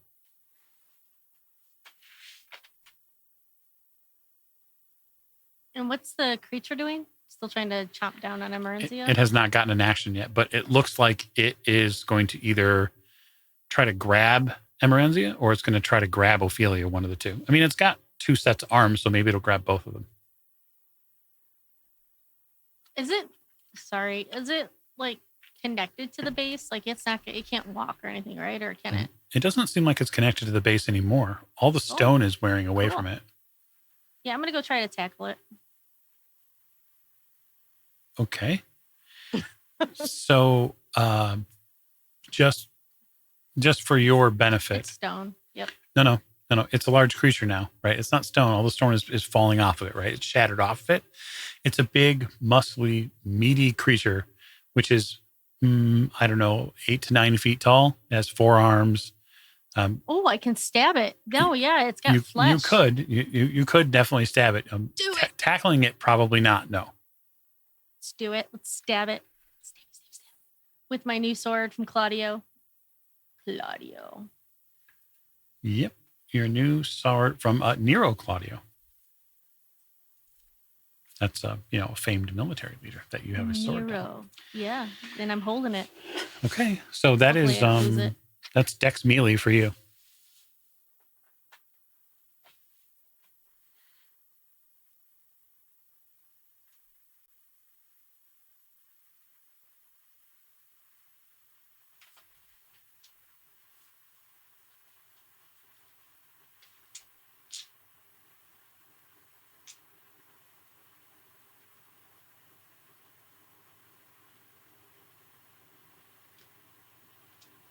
I got 4 successes. Okay. So we'll keep that in mind. Yeah, I don't think the creature is going to dodge at all. It's really not interested. So it's going to simply take the attack. And what I'm going to have you do is roll strength, right? Plus your sword should give you, I want to say 2 dice. There's your strength plus 2 lethal. And so what you'll do, Morgan, is you'll take your strength dice and you will take the plus 2 dice. So you'll add that into it. So that'll be strength plus 2 dice. And then you'll add another 2 for something you're not aware of. And then another 1 for your potence.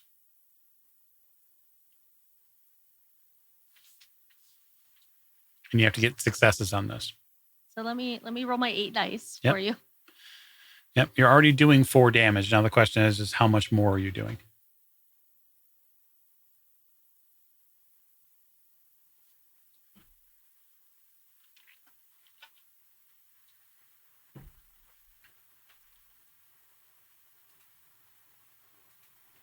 I got 5 successes. Okay. So you come in low and cut upward. And when you do, you trace a line from essentially like the upper part of its right thigh all the way up to and beyond the first sets of biceps. And for any other mortal creature that you've ever encountered, this would be a death blow. This would be a sort of torn asunder. You'd cut someone in half with this. The creature explodes outward at you in pain and anguish and blood as you are coated in a dark, viscous blood. And it spatters every part of your front. And for you, it is, I think I'll just put the word glorious on it. You can do whatever you want with that. It's warm, almost hot. And the creature's agony is music to your ears. Because you're going to have to show it which one of you is the real monster.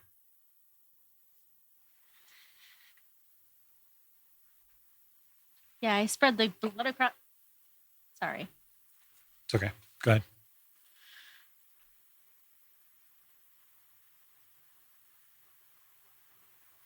Excuse the puppy. I spread the blood across my face and just kind of lick it with my hand Okay. to get the taste of the warm blood going down my throat, and just it's like almost orgasmic, feeling all this warm blood across, the front of me and on my body, and now I'm gonna need new clothes again. You might. So we'll go to Emerenzia now, and we'll save the creature for last because that seems fair. If I might just say, my dear, you have a problem. How would you like to solve the problem in the single round that you have to solve it in? So I'm flying through the air still. I have not landed, and the vials are still flying through the air, but I'm holding the string to them. So you're holding the string. The vials are flying through the air. You have been pulled away by Ophelia. Mm-hmm. And so if you put your feet down, you could absolutely get traction and sort of like spring up after them. Because obviously pulling back on them with the string might work, but it also might be really dangerous. Yeah. I mean, no pressure. It's just your immortality on the line. Yeah. Well, my immortality and how pissed the dumb will be. So even if I stayed a ghoul, how awful the next however long she keeps me before she just potentially kills me. It would not be pleasant no matter how long I'm alive for. Probably not. Okay.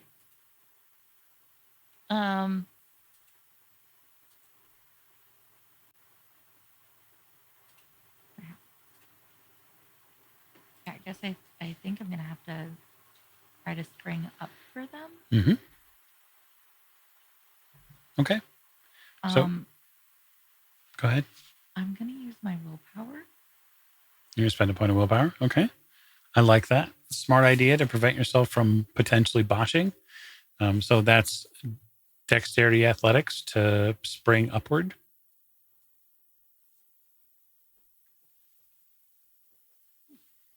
Yeah.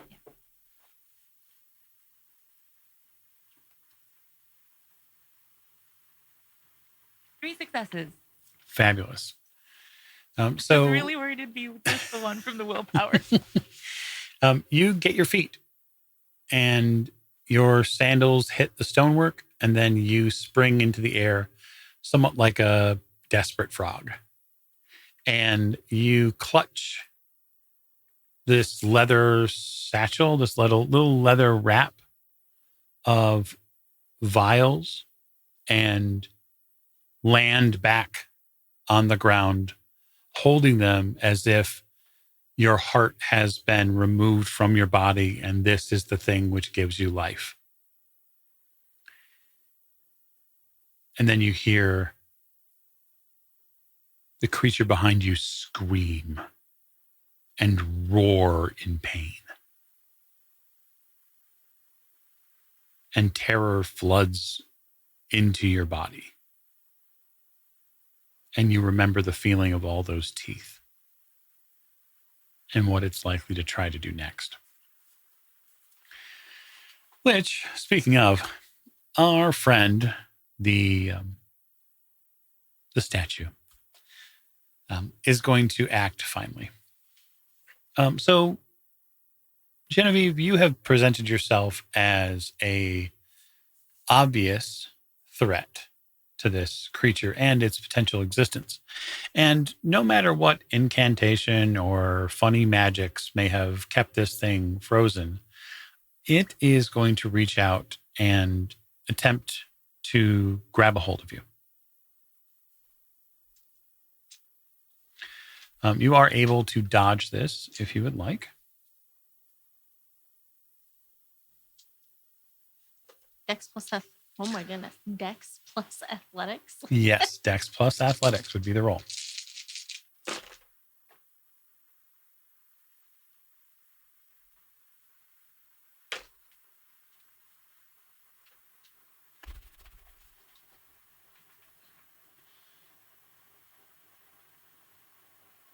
I got 5 successes. Very good. It nets 1 on you. Its arms, all 4 of them, descend on you.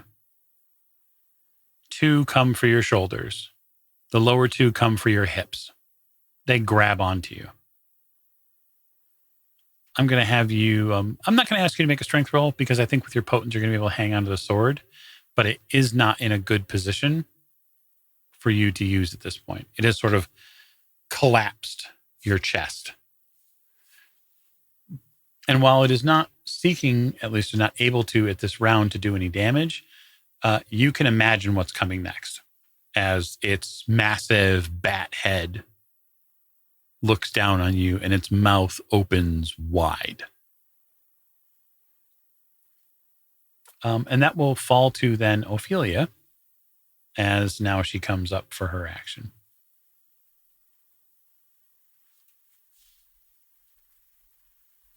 So we determined before that celerity does not last only 1 round, right? Correct. Can I throw my whole self at the side of its head?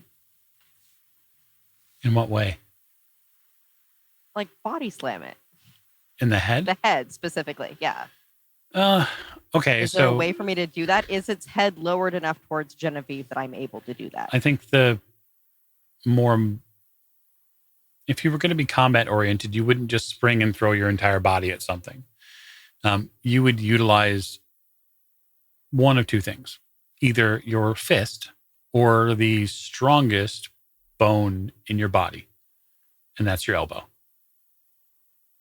Your elbow makes a much more powerful weapon than just flinging your entire body at it. That's Because fair. this thing could just look over in your direction and snap and bite you. Imagine throwing your whole body at a crocodile's mouth. Probably not an ideal thing.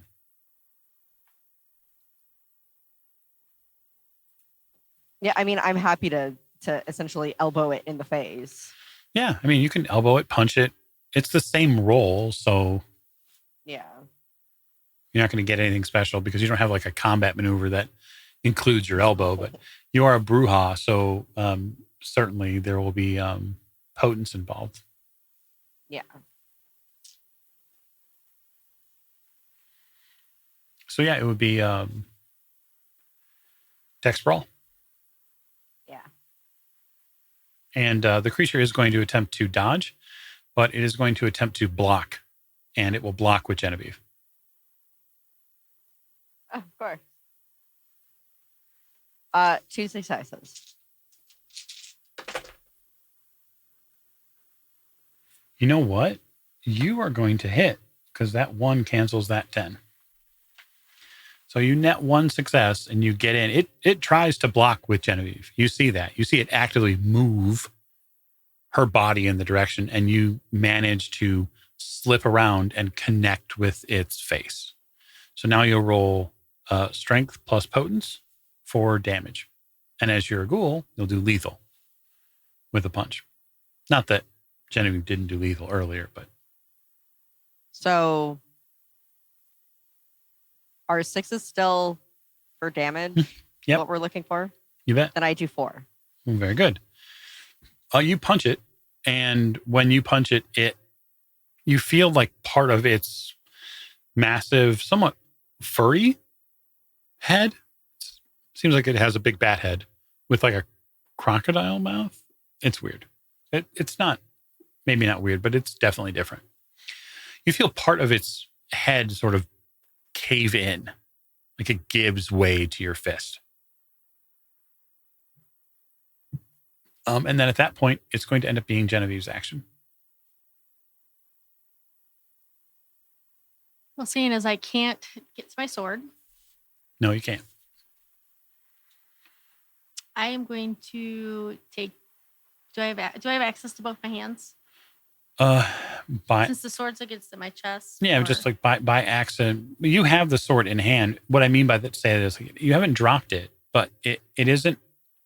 You can't get enough strength behind it to slash or to stab with it because the creature has you effectively pinned. Your arms are pinned to your body.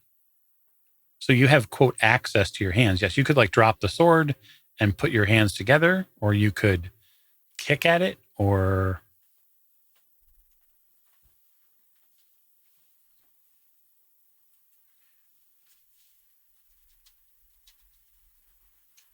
I would be muted. I would probably make sure I have access to both my hands, and I would try to snap its neck. okay, so you'll make a contested strength roll with the creature to see if you can break its grasp. That's the first thing that you have to do because you won't be able to reach up for its neck unless you can actually get your arms free. So this is just a straight strength plus potence roll.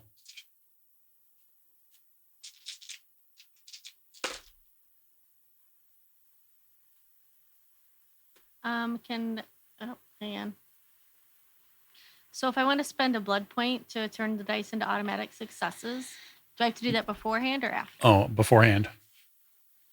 And I would just ask for the audience's sake, Genevieve, what is your current blood pool?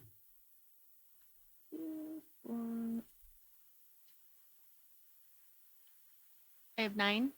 Okay. So I'll spend a blood point to really unclick that. Okay, to make one an automatic success. So do I still need to? Can I like not roll my potence then, and that'll be an automatic Yeah, success? that's what you're doing with Okay. it. And then I will roll my strength. Or your strength.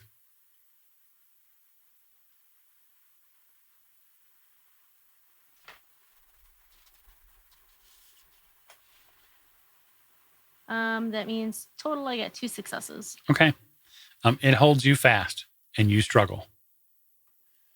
And as you struggle, you watch Ophelia's fist like come over your right shoulder and punch this thing in the head. And those multifaceted eyes seem to swirl for a minute. Like maybe it doesn't know where it's at right now. You continue to struggle, but it holds on to you. And you realize that maybe this creature doesn't feel pain. And if it doesn't feel pain, then it doesn't feel any of the blood loss that that is going through. Emerenzia, you have your vial. You have returned to the ground, and it appears that your other ghoul compatriots are fighting for their lives.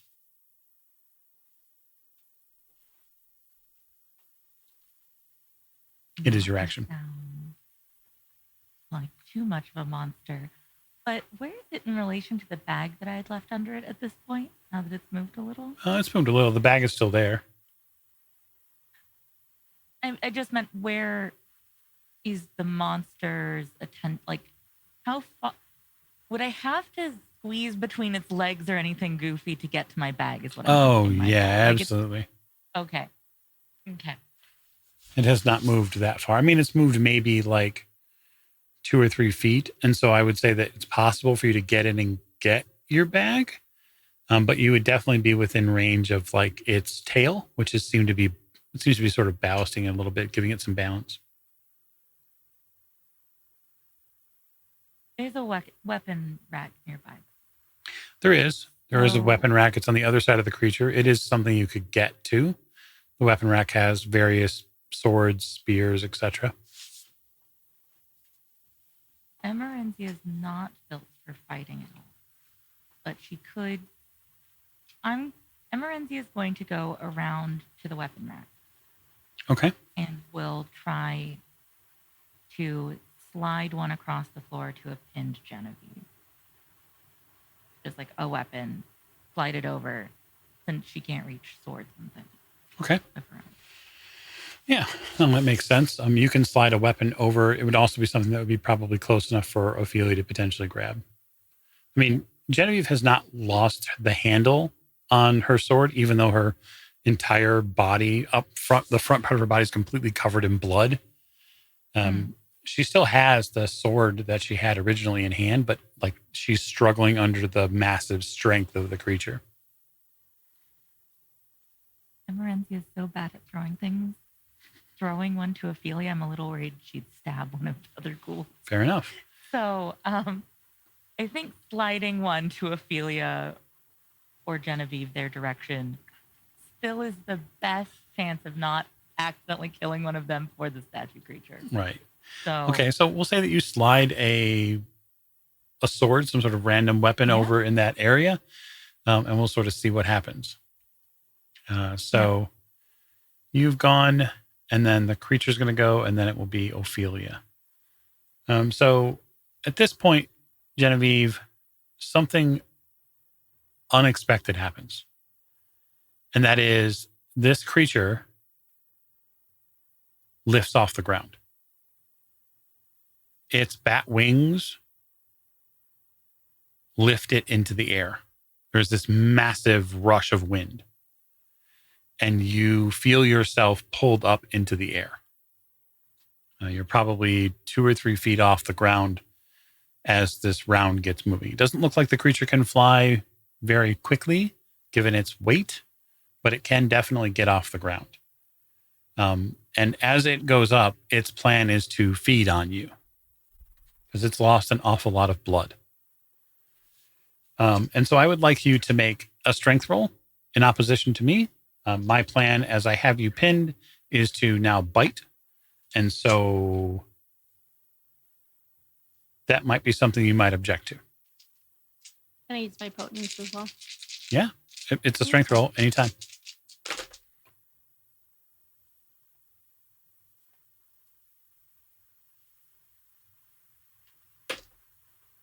I got 1 success. Okay, so it does net a success on a bite roll for you. And so it is going to roll its strength, and it's going to deal you damage. It has potence as well. And so those potence dice will come into play too. Okay, well, not a very productive damage roll. Okay, so you are going to take 3 lethal from getting bit. You get bit on the collarbone. You get bit on the back as its maw comes over and on top of you. You take 3 lethal from it, and you lose 2 points of blood as it begins siphoning the very essence of your body and your life. And you know exactly what it feels like to have someone feed on you. Antonio has fed on you countless times. This is not a pleasurable experience in any way, shape, or form. There is no wonderful kindred bliss when this happens. This is horrifying pain as your will to live gets sucked out of your body. And now it's Ophelia's turn.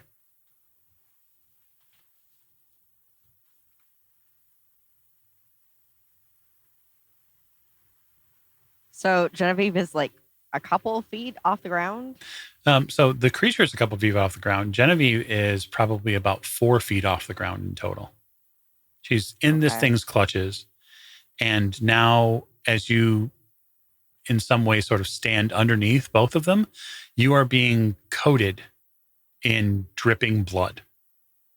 As the creature is bleeding from a massive gash in its body, and Genevieve is being chewed on. And this is likely something I don't imagine Genevieve is taking in silence either.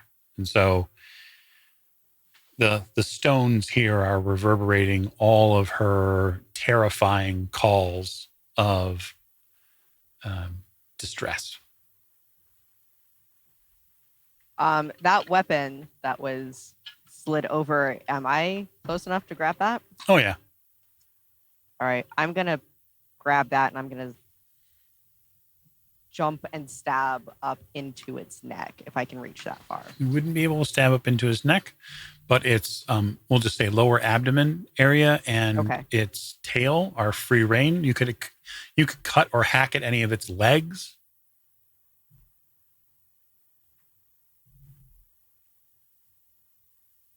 But yeah, that's dexterity and melee.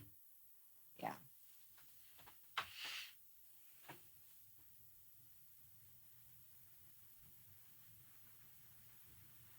And so remember, too, that it is possible for you... Just one? Okay. So just for all of our ghouls here, remember that you can spend points of blood, provided you have them, into any of the physical dots of your character.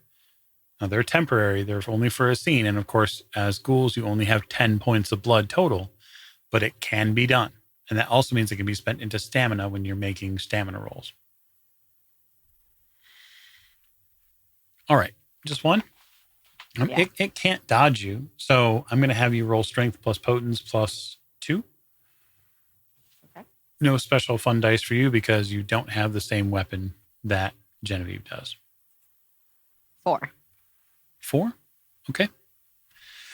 You stab up and you cut into the backside of its thigh and tail. And there is this horrifying shudder from the creature when you do so. And you spill blood all over yourself and all over the stonework here in this arterial spray in a different direction. And the creature falters in the air and then suddenly begins to descend rather rapidly. So I would like a strength roll from Genevieve, and make sure you include any dice modifiers. You might be down some dice based on your damage. And then I'd like you to make a strength roll to not get pinned under this massive flesh beast while it falls. So, do I have a would I have gotten an opportunity to roll for soak Yeah. after? Go ahead, roll for it. Getting We'll damage? adjust it. Sorry, I was just like thinking about that. So it would be It's just stamina, plus fortitude. Mhm. Mhm. And then armor, which I don't. You don't I don't think have. the cloth provides No, any does help not. there. And you don't roll your fortitude; it's an automatic. Fortitude's automatic. I believe success? so. Yeah, Okay. it's just allows you to soak aggravated damage and lethal.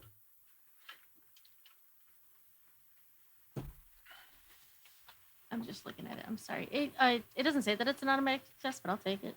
I'll take. It seems fair for it to be an automatic, especially in a revisionist method that we're doing it. So I get 3 successes. Okay, so based on that, you only take 1 point of damage. I like that. I bet you do. Now make your strength roll or get crushed, noob. Right? I don't have to modify that. Yep. And then strength, so then I can add my potence into that. Yeah. Okay. And so I don't have any modifiers, so let's do this.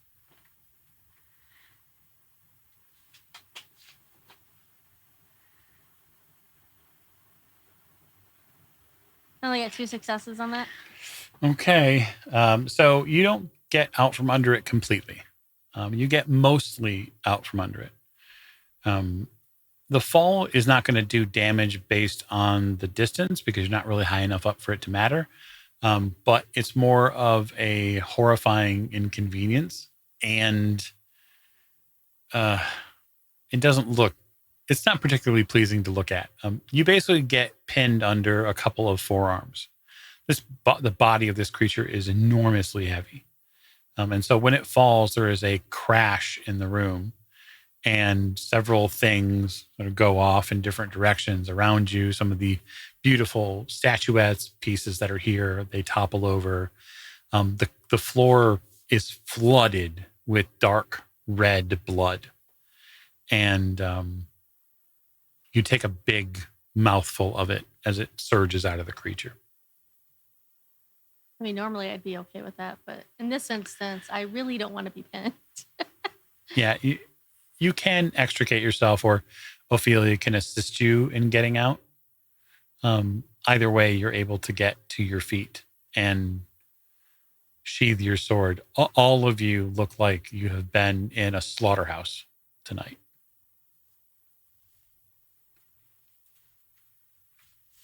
All right, we have to get out of here. You guys all have what you need. Yeah, I think so. Yeah. So what was the other way that Ophelia went under the archway? Was that just another room with no exit? Well, she didn't completely go through that space. Okay. I kind of want to go in there to see what's in there. Okay. Okay. You walk your bloodied sandals through the hall here, leaving footprints.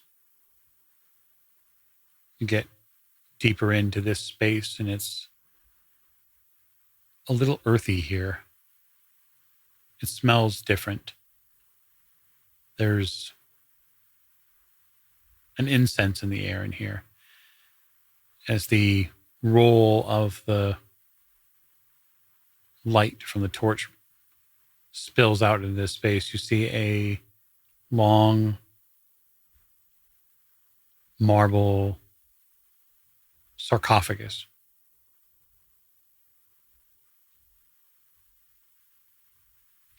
It's stylized with a rather interesting array of skeletons in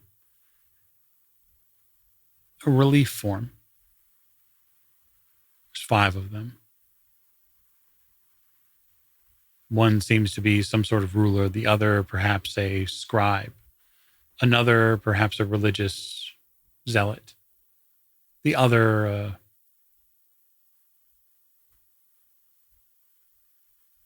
perhaps a a debutante, some sort of courtly noble. The last a knight. And the relief is large. It's, again, a master's work.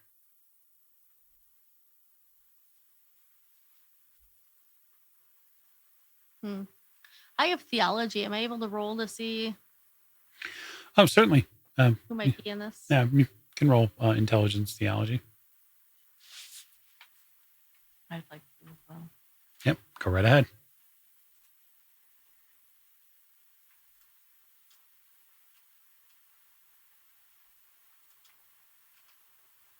I don't have theology. 1, but I also get a 1. So Okay. I see Emerenzia has 3. So Emerenzia, frankly, it could be a lot of people. It could be a Ventru who lies in Torpor, perhaps an elder, which, if that's the case, then it would make an awful lot of sense why there was a big, nasty beastie in the room before it. It could be a yet unused sarcophagus. Perhaps it is empty. Perhaps this is where Epirus was planning on staying once he reached the age where Torpor would come. It's hard to say without opening it up.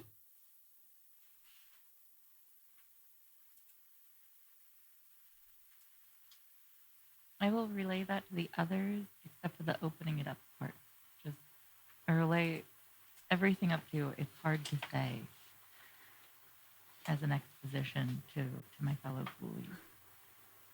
And then I'm just going to back away.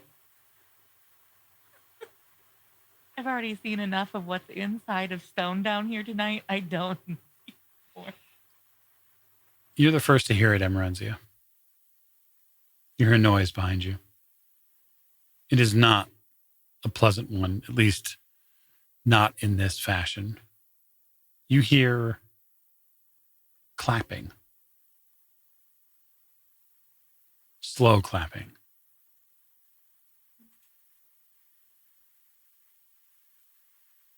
A figure walks through the archway.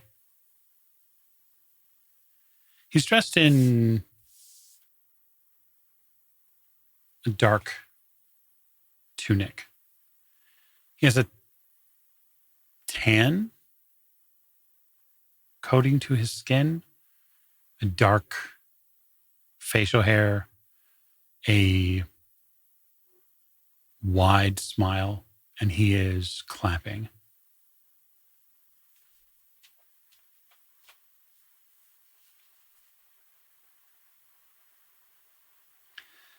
How fascinating. He bows.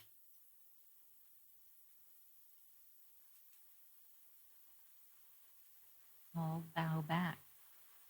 Always appreciate an entertained audience. Yes, I bet you do. I bet you do.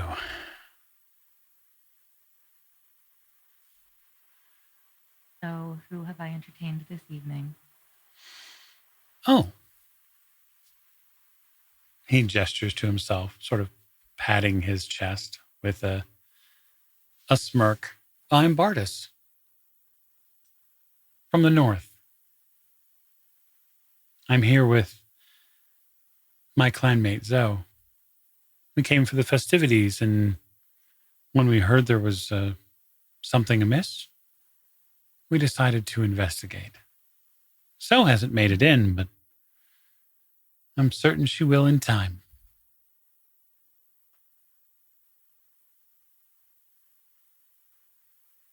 For those of you who have spent the better part of several years around members of Kindred Society, you pick up on rather quickly that Bardus does not appear to be breathing. Mm-hmm. There is no rise and fall to his chest in any way, shape, or form. Have I seen him around other parties or social events that I've gone to for the dome? You have not seen him, but you've heard his name. You haven't had a ton of interaction with Clan Ravnos, but you know of them. Got it. I suppose I have so many questions.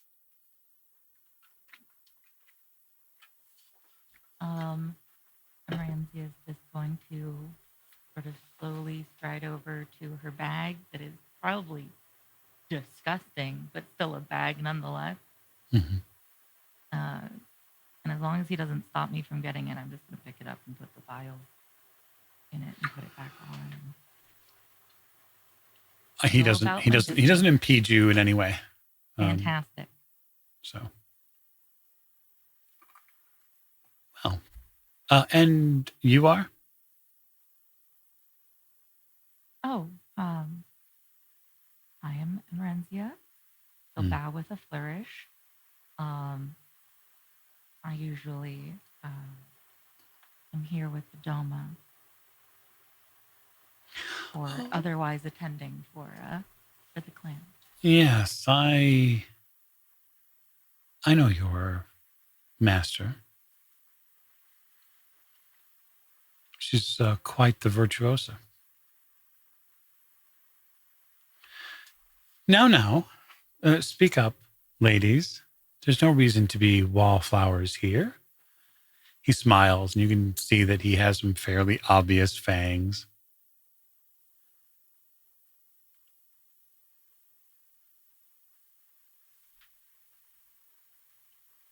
I don't say anything. Nope, not a goddamn word. He pouts just a moment. Just for a second. He seems totally and completely put out. Don't mind them. They're usually more of the wallflower type. I'm the one that tends to be the entertainer. Oh. If you're seeking entertainment, let me do it. Don't worry about it. No. I have a mission of my own. So thank you for dealing with the war ghoul back there. I'm rather impressed. And as for wallflowers, I doubt many wallflowers are as martially capable as some of you. But I have to tell you, I can't imagine you getting out of this without any sort of trouble.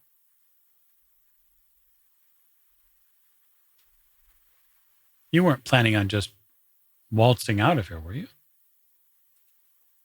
I mean, waltzing seems excessive, but Yes, so does robbing the domestic prefect. oh, but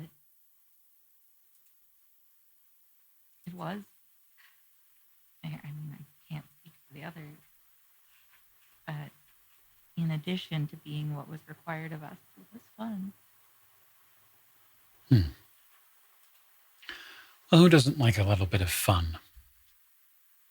I know I simply can't turn it down. I love some fun. What do you find fun, sir? Well, all manner of things. I find 3 blood-soaked women in the depths of a Ventru vault, picking it clean. Are you aware of what's transpiring in the city this evening? Oh, it is very unfortunate. Oh, no, I don't speak of the Latin Quarter directly and the lives being lost, which is, by my estimation, a travesty.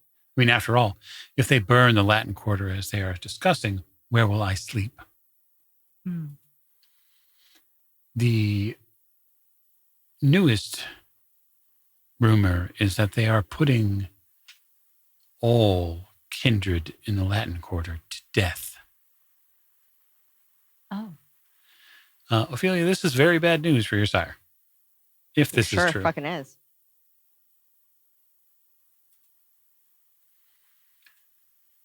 And so I find it strange that you're here on such an occasion, at such a night when Epirus would be gone?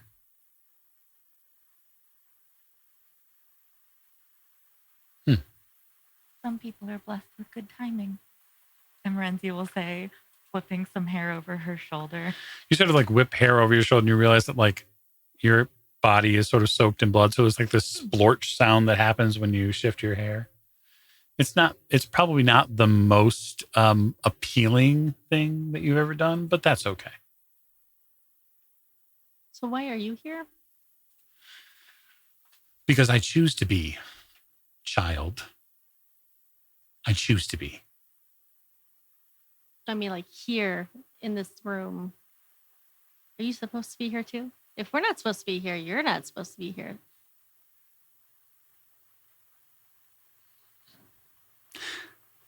You know what I smell?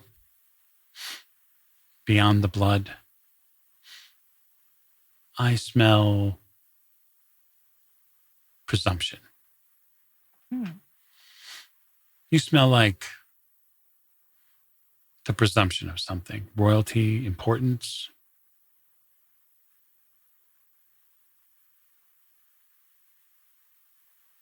I stare him down. Really? I'm not sure. Okay, roll willpower.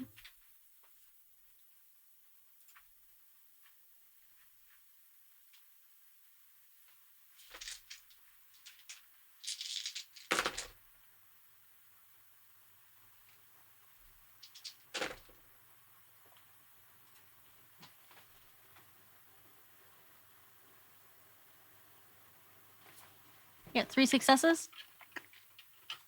You stare him down. And as you're staring him and your eyes are boring into his skull to try to impress your will upon him, you hear something in your head which says, repeat who you are and where you live. And the command comes in so strong, it splits your skull. All you want to do is tell him everything he wants to know.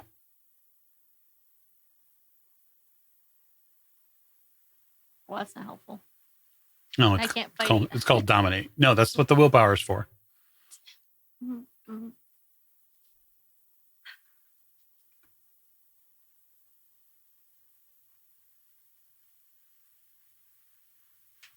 I'm Genevieve de Montfort of Clan Ventru.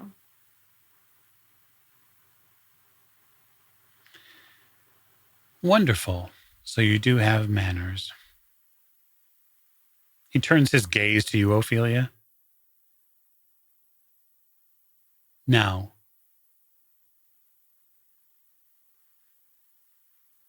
lest we find out how strong your blood is,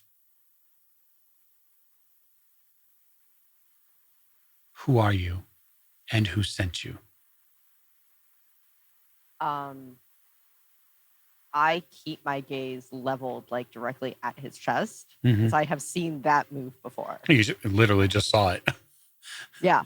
Well, even before that, but I'm not saying a word.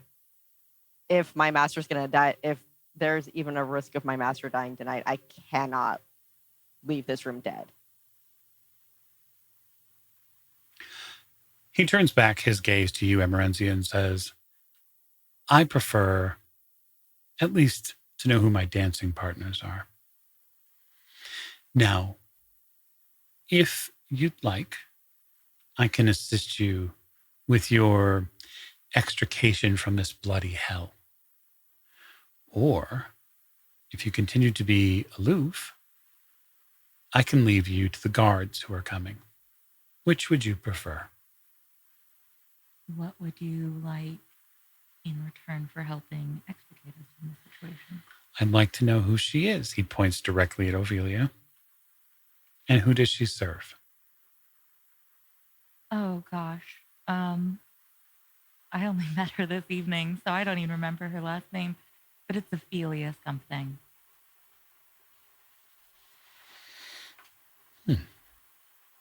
Ophelia. Mm-hmm. Thank you. Is that enough information for you to know your dancing partners? Certainly. He makes like a gesture with his hand. He seems to roll it a few times. And you watch as your clothes transform into simple, clean tunics, clothes, which drape you. A little bit of style. You hear the jingles of bells from some of the tiny accoutrements that have been placed on you mystically. These appear, they draw out of your bodies as if you're being adorned with some sort of strange and unbelievable enchantments. Now that you are properly dressed, we will exit this vault. We will walk from the gardens without difficulty, and you may go on your way.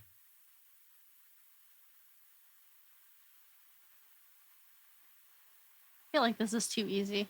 Like, it's too easy. Saying that as Morgan, not as Genevieve. Saying as Emerentia, though. And that's all you wanted, sir, was to know us or know of us. And you're going to just help us walk out of here past the guards. I have no love of Clan Ventru. I need not their silly rules or their attempts to subjugate my people.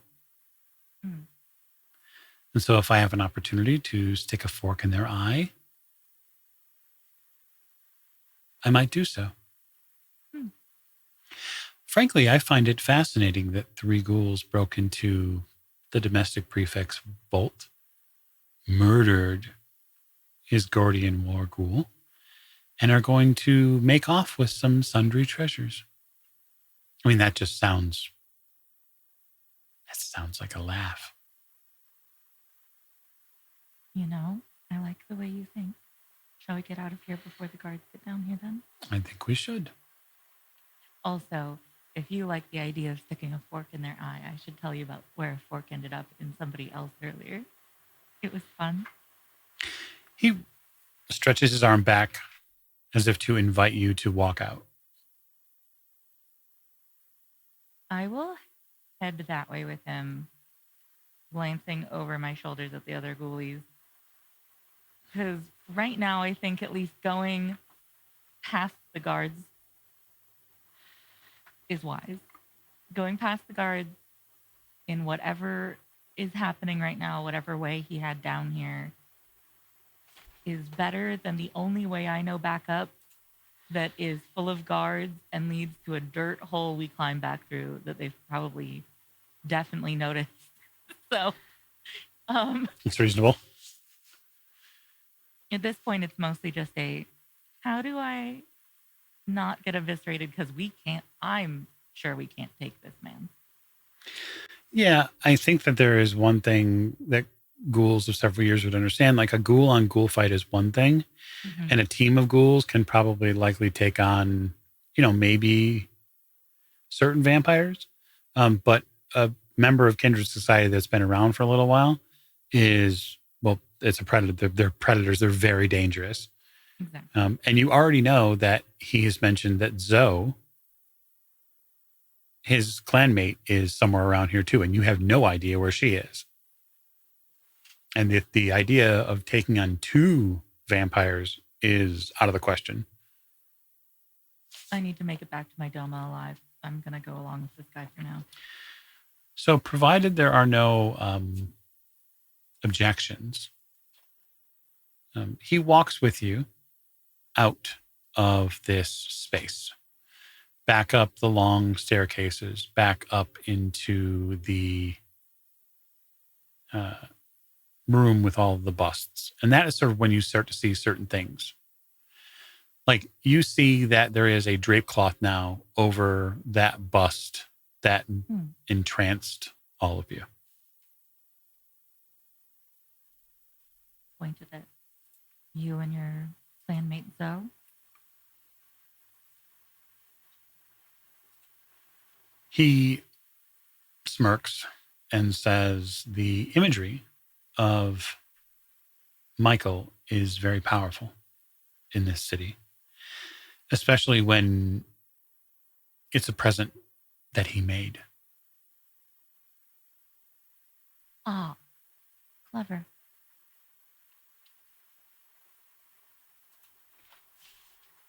how Provided do you that plan?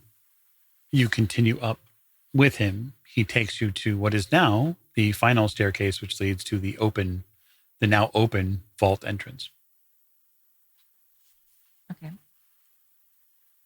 So how do you plan on just leaving here out of the vault entrance? Walking. Did we pass any guards along the way? I mean, not that you saw this way. There were guards, but like getting up to the top level now, things have changed with this garden space. The guards seem to have been pulled back and into the house. Like you don't see any of the guards. And there's an awful lot of corralling that's going on. And Bartus turns towards the sea and says, I hope to find you one day, perhaps at a local establishment or a forum, and you can tell me that story.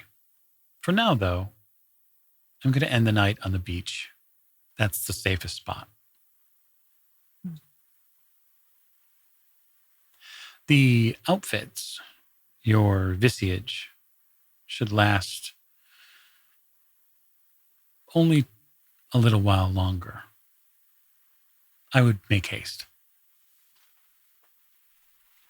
I look forward to running into you in the future in Well, a more mutually entertaining space.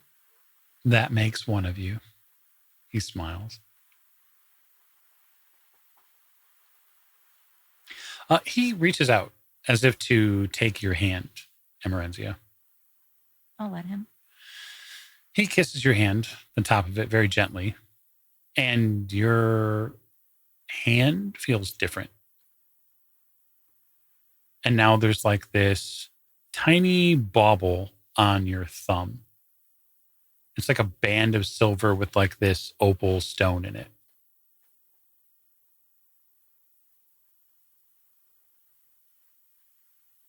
And what do I owe this pleasure to? Oh, I don't know. Ask Epirus. It was his. He turns around. Oh, I like this one. Okay, so I'll turn to the other ghoulies. How do we plan on escaping here? We should get out of here before our dresses are bloody messes again. I'm hardly even wearing anything left. Wasn't there a back entrance? There is a back entrance. Yep. It was wide open. It Wasn't was. wide- Yep. Let's just do that.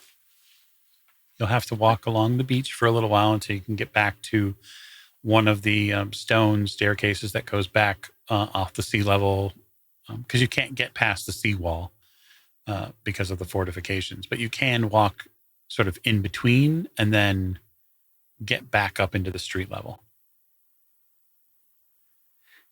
And I love that as a place to end this episode. So our ghoulies survive the villa of the domestic prefect Epirus, and it seems like there's some awful things happening in the Latin Quarter this evening, and some awful things that they got to experience tonight in the vault. So I want to thank each one of my players for stopping in and playing their role. They were fantastic to play with. I was your storyteller this evening, Michael Diamond. I am the chief catalyst and head of the Old Ways, whether that be the podcast side or whether that be the stream side. So happy to have you in. And then if you are a Patreon member, what we're going to do is we're going to stop stream and we're going to record something special for you, as we'd like to do is these talkback sessions that happen after game. And we'll sort of chop it up a little bit and talk about what happened, and then that'll get on Patreon soon. So I look forward to seeing all of you the next time. We're off next week, and then we'll be back in 2 weeks on Thursday. So join us, and we find out maybe what they get for all their troubles. Okay? Thanks, everybody, and have a safe night.